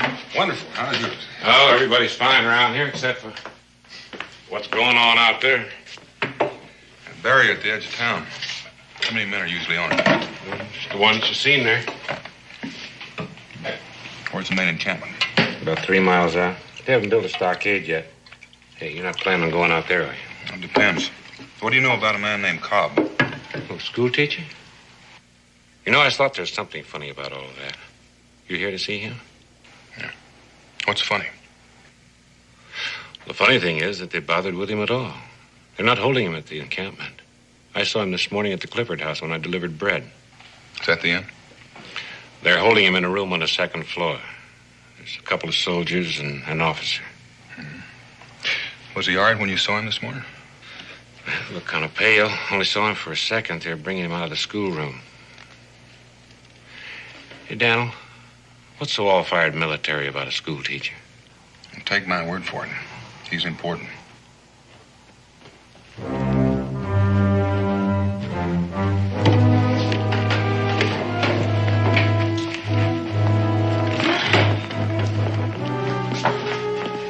Hey, that's the first time I've seen him. Bert. Colonel George Bert.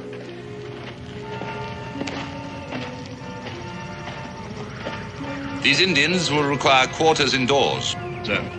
Where is the prisoner? On the second floor, sir. Max Warner, come with me. If you gentlemen will follow me. You figure he's here for the school teacher? I do. But Daniel, if he knows you, isn't that going to make your job a little bit harder here? Well, we've never met, fortunately. The only time I've seen him is from a distance. He always travel with an Indian escort? No, not always, but he's full of surprises. Does this bakery have a delivery wagon, one big enough to carry 2 people? It'll carry 3.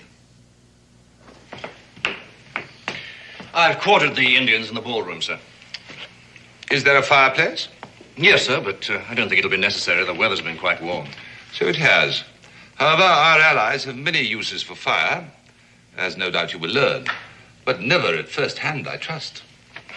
I'm afraid I don't follow you, sir. I have made a study of the various tribes in this area and have found the Ottawa to be the most advanced in the arts of persuasion, best suited to my work. Is that not so, Max Warner? I am not a judge of your work. As you see, they're a pretty surly lot. However, I can deal with them. I've concluded a war treaty with them. Now they're our allies. Does that satisfy your curiosity, Clements? Yes, sir. Sorry, sir. Good. Now, send in Mr. Cobb. I'm very curious to see what he looks like. Yes, at once, sir. Put it back. There's no magic in it. Not your kind, at any rate. Not even a picture. I can read. As I live and breathe, it can read. Tell me, my knowledgeable friend, in your vast store of acquired knowledge, have you come across a manual which describes how an Ottawa brave should address a British officer? That is not mentioned in the war treaty. A guardhouse lawyer. How very tiresome. Oh, good. You are Professor Cobb. I demand to know why I have been held here without being apprised of the charges against me. Let me understand you correctly, sir. Are you suggesting that I should waste my time and yours by pretending that you have been unworthily and unlawfully detained? This is my classroom. I teach school. I was not aware of a law that had been passed forbidding that. Do sit down. At the head of the class, if you please. Once again, I demand that...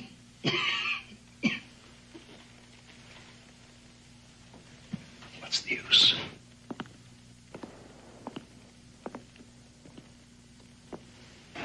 You don't look well. Are you a doctor? In a way. Though I do not treat bodily ailments. His Majesty's government has found me useful in dealing with more pernicious types of disease. Now, sir, if you and I could work out together... You talk too much, sir. Get to the point. Is that the way you talk to your pupils?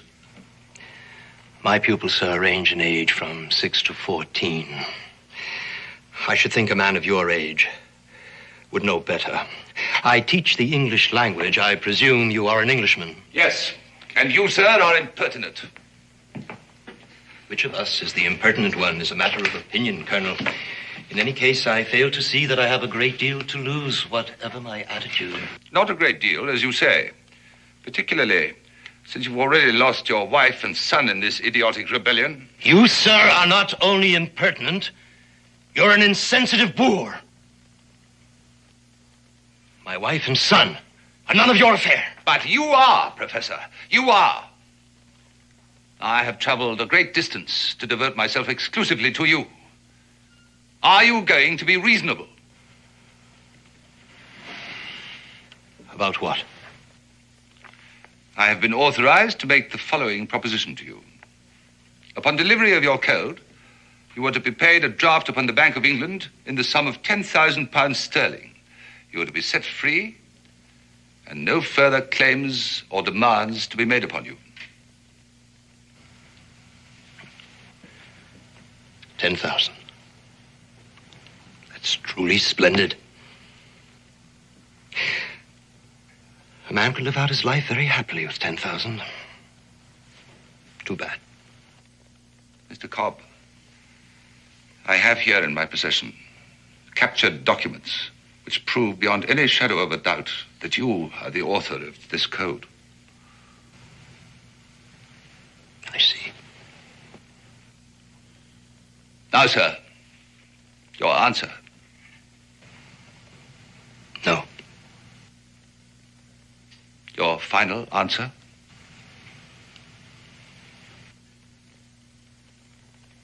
Mr. Cobb! I was just thinking. Mrs. Cobb would have been very proud to hear about the Bank of England. Yes, sir. My final answer now. Order my execution and get it over with. It's not quite as simple as that. Come here, will you? This is Maxuana, the war captain of our allies, the Ottawas. Ningandikotaka. Oh, he speaks English. I'm sure he does. I've known many of his nation. I admire them. And no doubt you're acquainted with their tribal customs. Somewhat. In particular, the treatment that they accord to prisoners. Important prisoners, that is. Torture.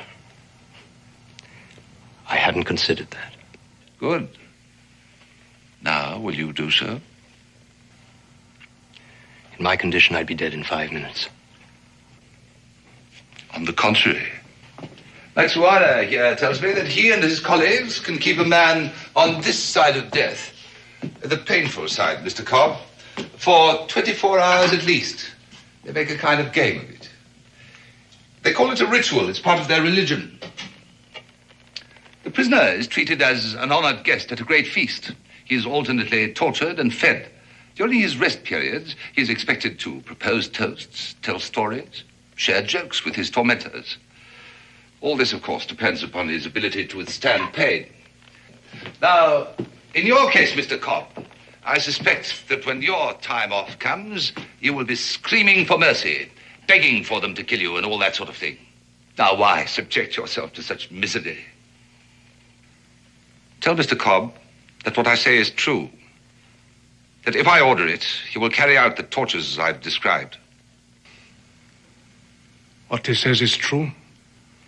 I will do as he orders. It is mentioned in the war treaty. I'll give you some time to think it over. A little time. Guard! Give me what I ask, and I will send this savage away.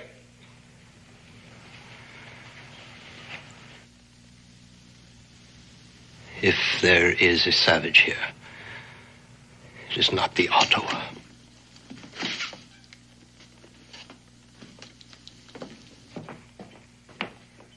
Take him back.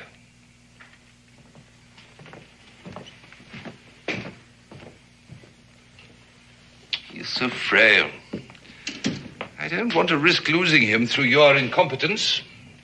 That man is not fit to be put to a test of strength. It is unfair. But we are not incompetent. That is for me to judge. You will select 2 braves to go on a raiding party. For what purpose? You see these? A few members of your race have served the crown well enough to earn them. You will never be one of those few until you learn to do as you are told. I have no wish to be an officer. And I am not your body servant. You will tell them to proceed upstream about 10 miles to a village called Kimberley. They will enter the village under cover of darkness. They will capture this person and bring him to me here.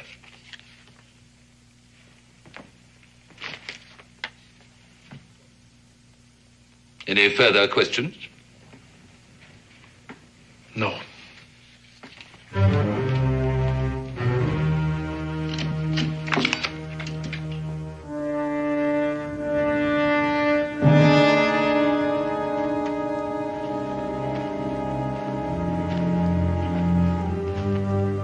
It's 5 minutes up and back. Sure you don't want me to go with you? Just have that wagon ready to roll. Remember, the livery stable is just off the square. We'll find it and we'll meet you there.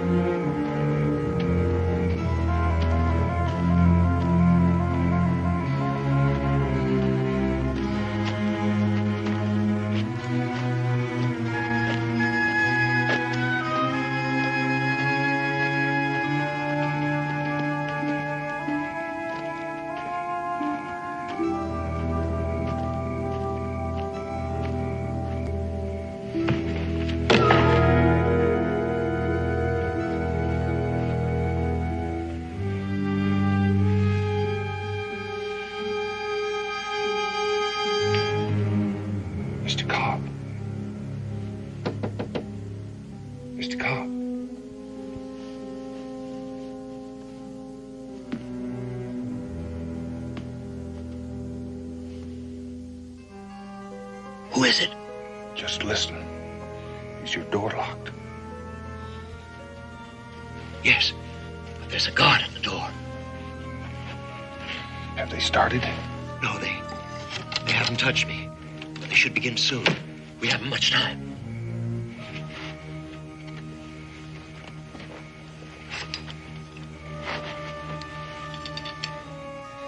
This shouldn't take long.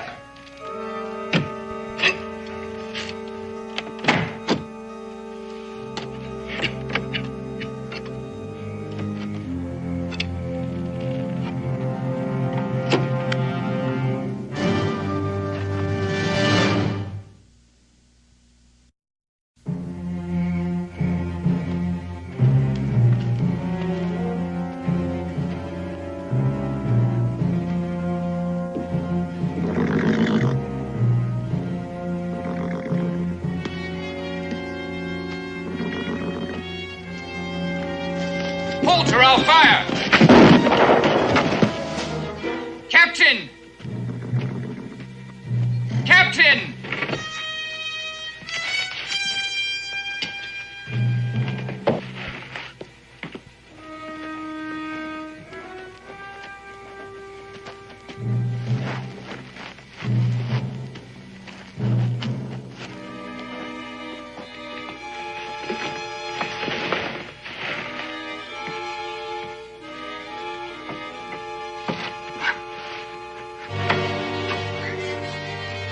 Colonel Burton, sir.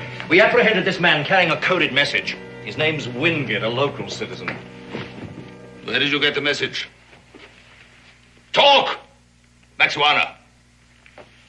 There's something I need to learn. Get your men ready. We cannot raise the dead. The message. I have it here.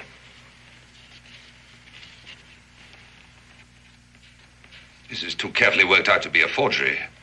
This business at the top is obviously a reference to a key to the code. If only this man had lived. It all happened so suddenly, sir. There was no time to stop the soldiers from shooting. Do you realize what this means? It means that each one of these villages has a leader who can decipher the code. Now, if we can find the key to it, there will be nothing standing between us and total victory. Those braves I sent to Kimberley should be back by now. Where are they? It will not be long. I can't wait. Come with me, you two. You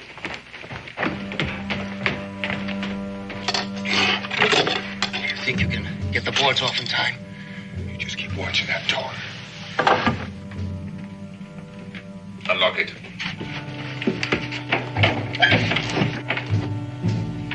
Mr. Cobb, I would like you to know. Get away from that window. I said get away from the window.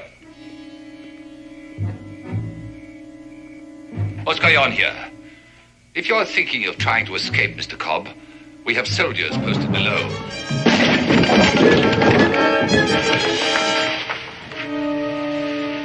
Glad to see you gentlemen are being sensible.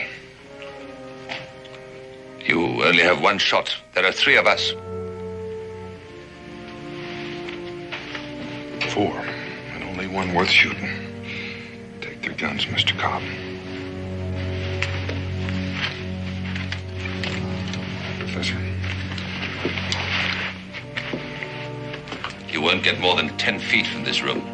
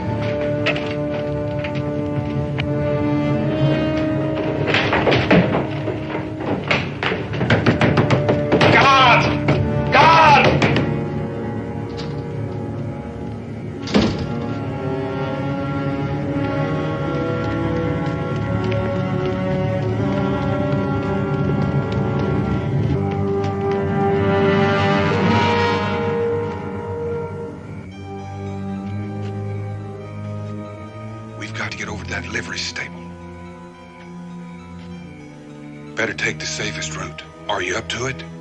I'll try.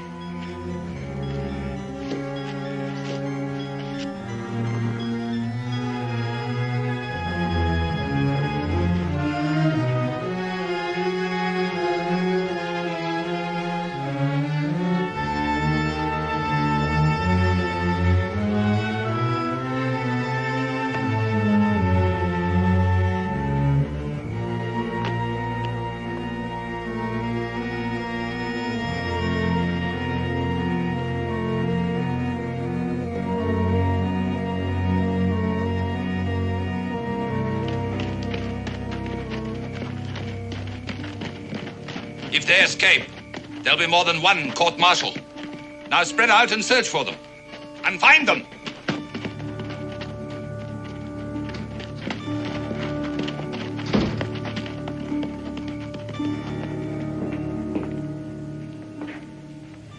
Well? My braves have returned from Kimberley. They have done as you ordered. Oh, well done for a change. Bring them along.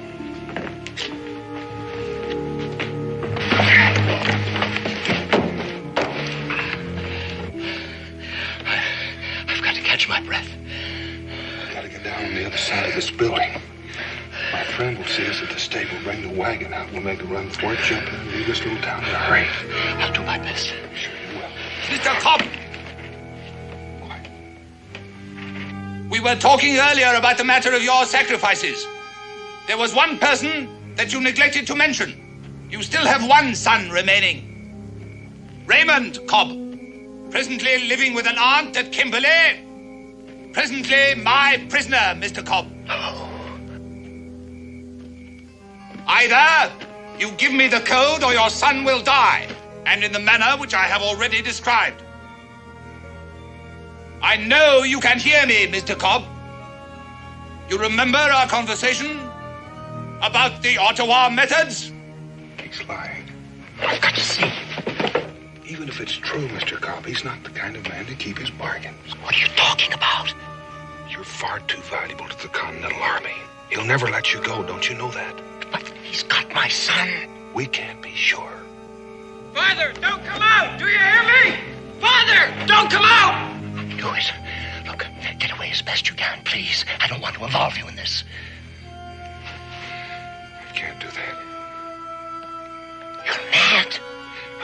you feel. And I promise you I'll do everything I can to get your son free. My boy. You have a son? I have. Wife living? I have. I lost my wife when the river forts were shelled by the Continental Army, Mr. Boone. My oldest son, the first year of the war, fighting for that same army. 5 years. I gave 5 years when I could have been living comfortably in Maryland with a fine home for my wife, a university, a library, and my 2 sons growing up in an atmosphere where they would have known what the world is really like. I killed them all. No, you haven't. But unless you come with me, you'll kill your son, Mr. Cobb. And if I kill you, your son will be of no further use to Burton, and he will kill him. Believe me. Now, do we move, or do I squeeze this trigger?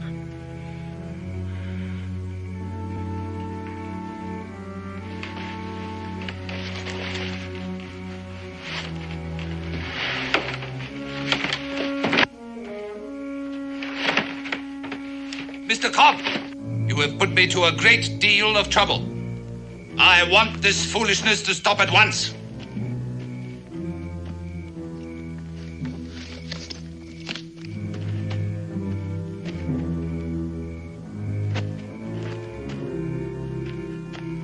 It's just a short run from here. Please, stay out of this. I don't want your death on my conscience. Here! Here I am! Don't shoot! Don't shoot! I'm all alone. The other man got away.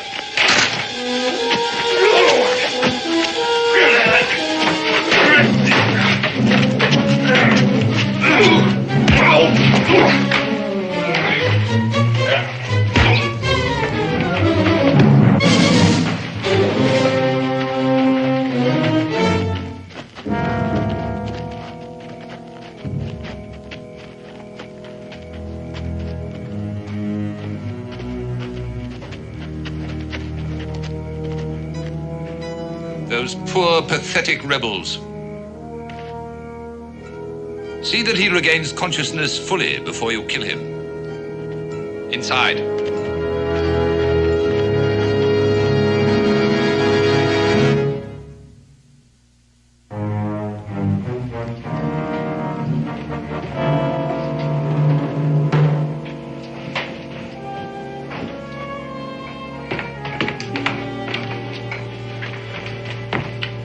Well, as you see, your son is unharmed. Untie him and let him go home. All in good time. We intercepted this message tonight. We took it from a man named Wingate. Wingate? The barrel maker? The late barrel maker, unfortunately. Now, Professor Cobb, you will show us how your code is constructed. Then you will decipher this message. At that point, your son and you will be free to go.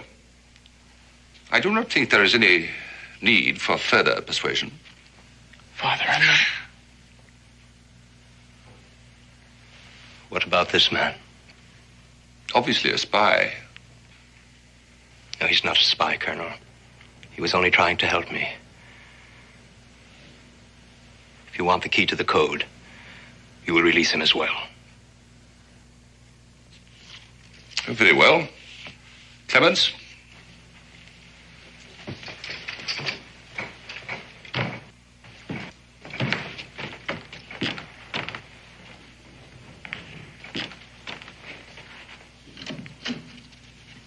Kill this man now. I do not yet know about the boy. Among my people, a man who does not keep his word has no honor. You gave your word that this man would go free. Yes, I did. One has to do that kind of thing in wartime. Either you will do as you are told, or I will have you burned alive. It is mentioned in the war treaty.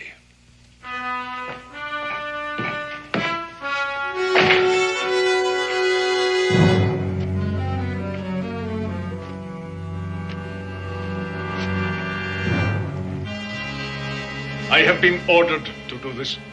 You fear your white colonel more than you honor your ancestors. Why do you say this? The Ottawa pride themselves on their skill at the slow death. That is true. Aren't you a true Ottawa? Don't you practice the ritual of your tribe? Unless this man is not a full-fledged brave, I insist on my right to die with honor. How have you earned this right? We fought and I won. You ask for pain? You prefer it? I insist on it.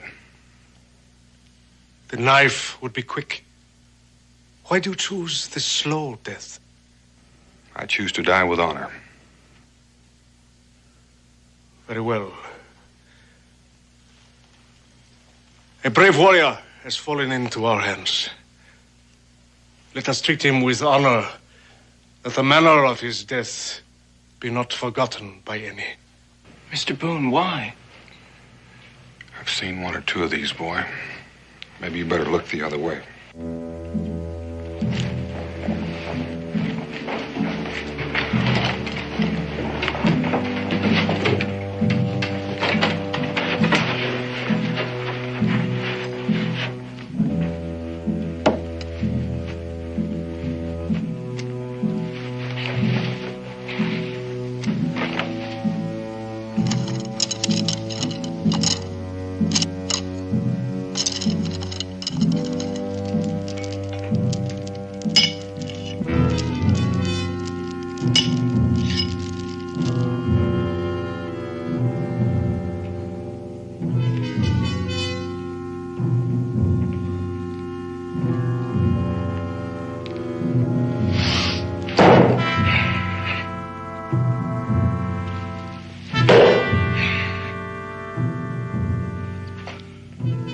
As long as the warrior maintains his hold on the war axe, the ceremony will continue. The moment he lets go, he dies.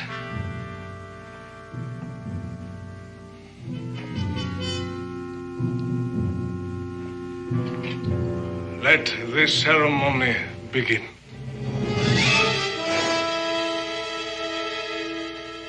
The warrior will partake of the ceremonial wine. I am honored.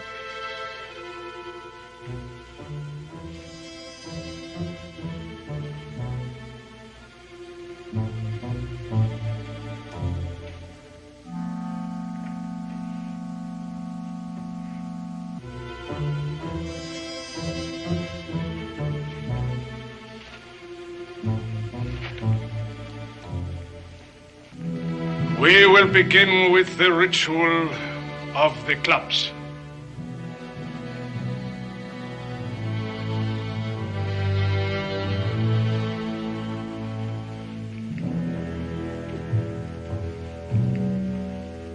Your pardon is asked. You haven't?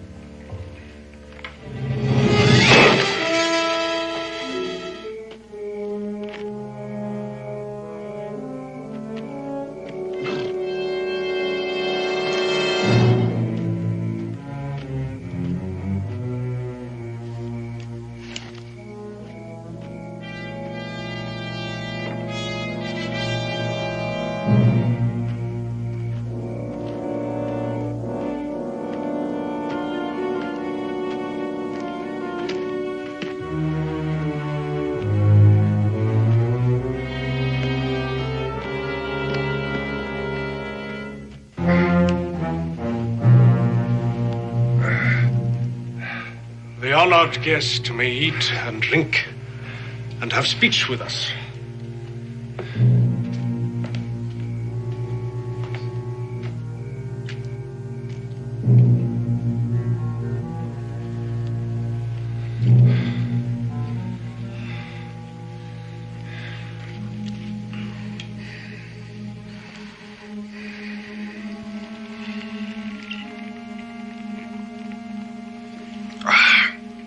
Let me say at once, I'm proud to be the honored guest to the Ottawa.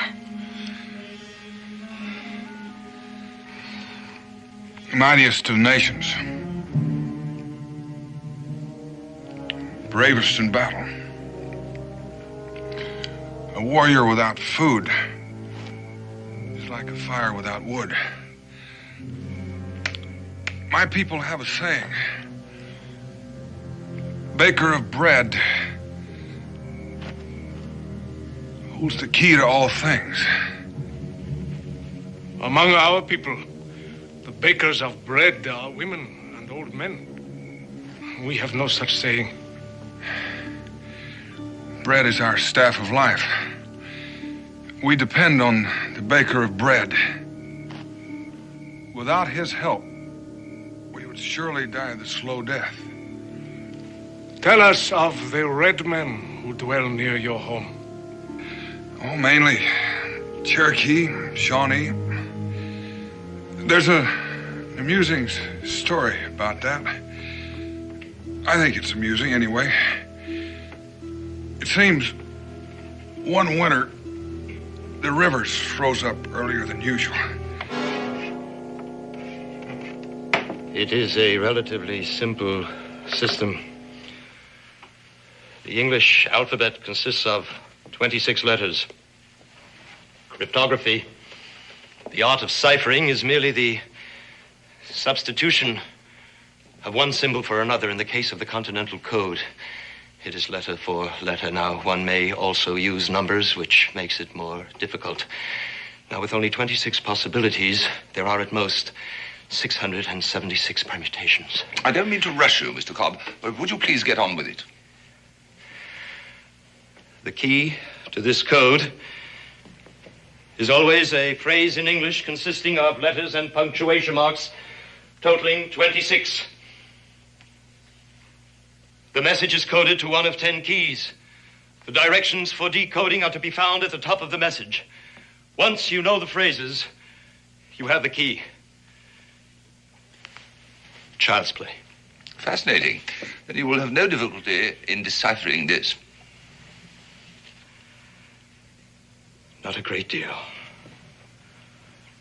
Then proceed.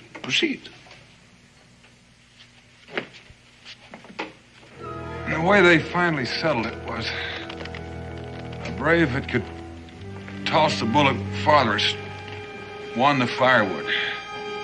It was the coldest winter I can remember. The honored guest has eaten and drunk for the first time. He must now submit himself once again to the punishment.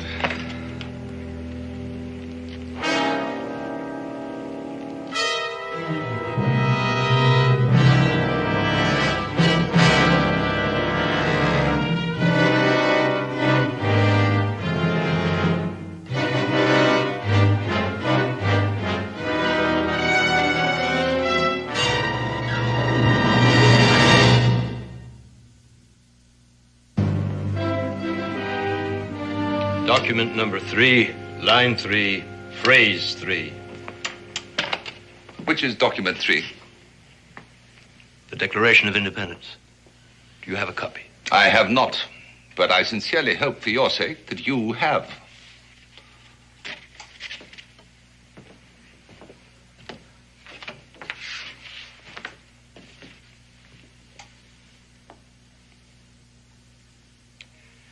That all men are created equal.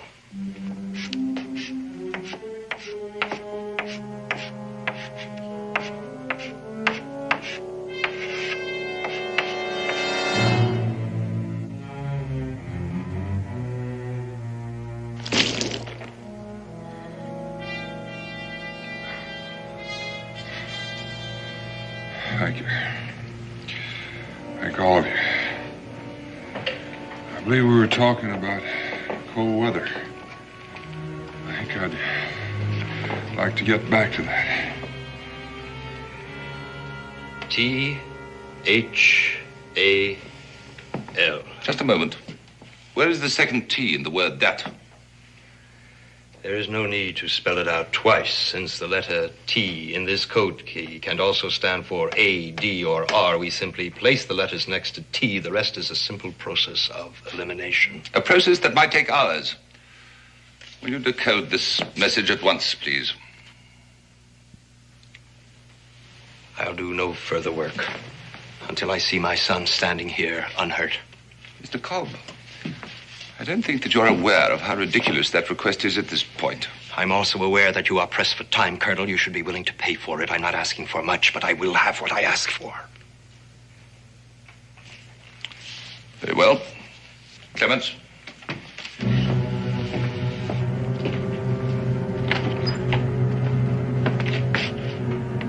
Come with me.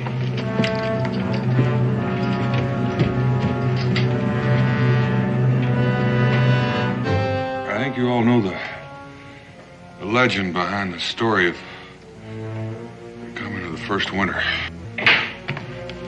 Take young Cobb up to his father's classroom. What in heaven's name is going on here? I ordered you to kill this man. He has chosen to die with honor. He has chosen? Oh, but of course, I'd forgotten. I had completely forgotten the reason why I employed you in the first place. And what is this? Practice? You have intruded upon a sacred ritual. I order you to leave. You order me? Oh, no, my savage friend. That is definitely not included in the war treaty. I've been altogether too lenient and free and easy with you. Consider yourself under house arrest. We will not obey. You all follow this man. It is best you know the consequences. Treaty or no treaty, I will not be disobeyed. Follow Maxuana, and he will lead you to your deaths. Now, I order you to kill this man now, and place this one under restraint. Now. Maxuana, you might as well do as he says. Death with honor has no meaning unless it comes from a worthy victor. And all this time, I thought you were your own man. Be quiet. You have bought enough time as it is. I am my own man. You are an animal, and you shall die like an animal. That's better.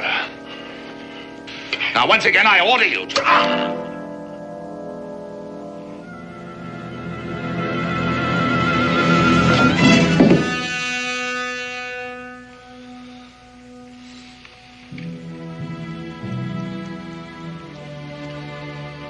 The ritual will continue. The legend of the first winter. The first man to walk the earth. I believe you call him Wajunkaga. We call him the baker of bread. One night, a voice came to him saying, now is the time to come to the cause of all men who seek freedom. Go up to the room where the sons of men are taught wisdom and rescue the bringer of knowledge, now that he is secure in the safety of his own son. But move with caution, for those who seek to destroy freedom will be looking for you. Now is the time, O baker of bread, now.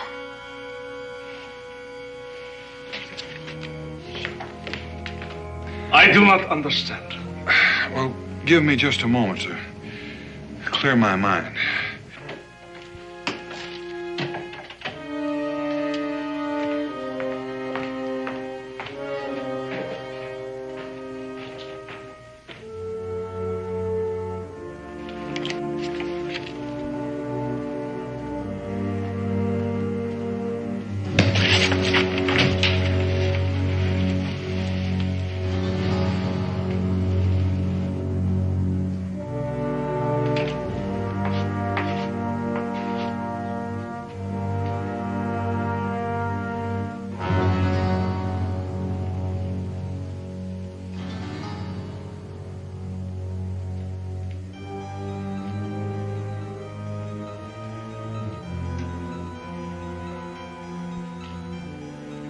February what?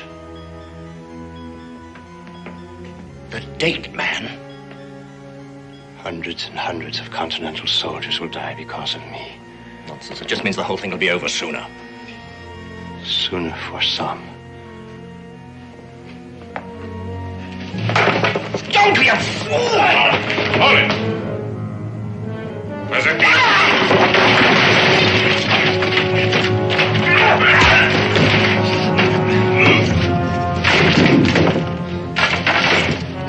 Well timed, Professor. Burton, he knows the key to the code. Burton's dead. Let's get out of here. Come.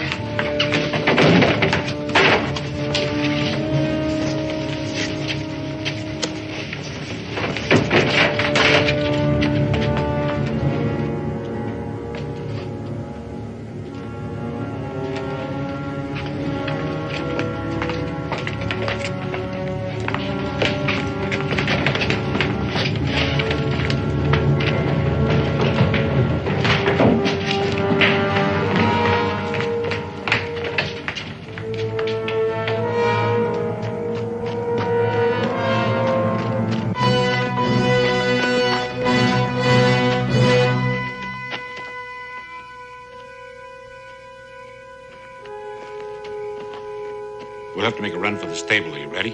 Come on. Hold! Hold, don't shoot!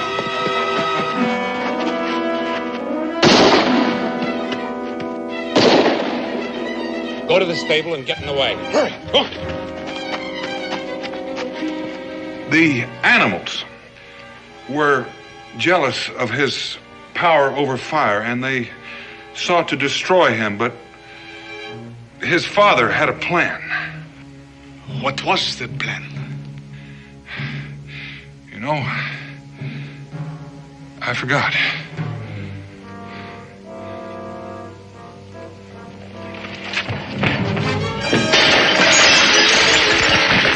No. Let the brave warrior escape. He has earned it. And let us leave the dishonorable men to their own dishonor.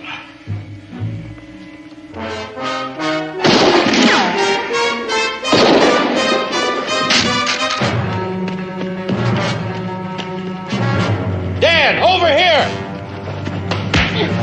Get the wagon!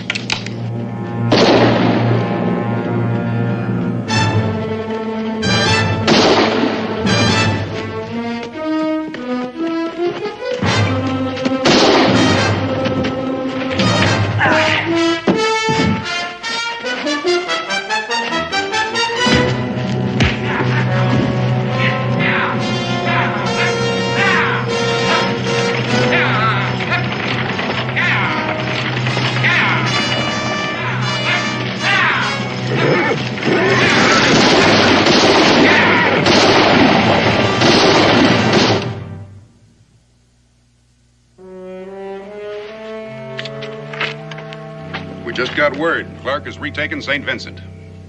Well, since Wingate the barrel maker was dead, I guess the attack was carried off without benefit of my code. Not at all. Another message was sent. Wingate had a replacement. You didn't. Excuse me. Dan, we've got to have a talk. Jim, I haven't had any sleep for 72 hours. Now, Dan, tell me the truth. Was I right? Would you ever, in this long and fruitful life, ever once kill a man in cold blood? Even if George Washington himself asked you pretty please. Offhand, I can only think of one man I'd shoot in cold blood. That's the fellow who keeps talking when I'm trying to sleep.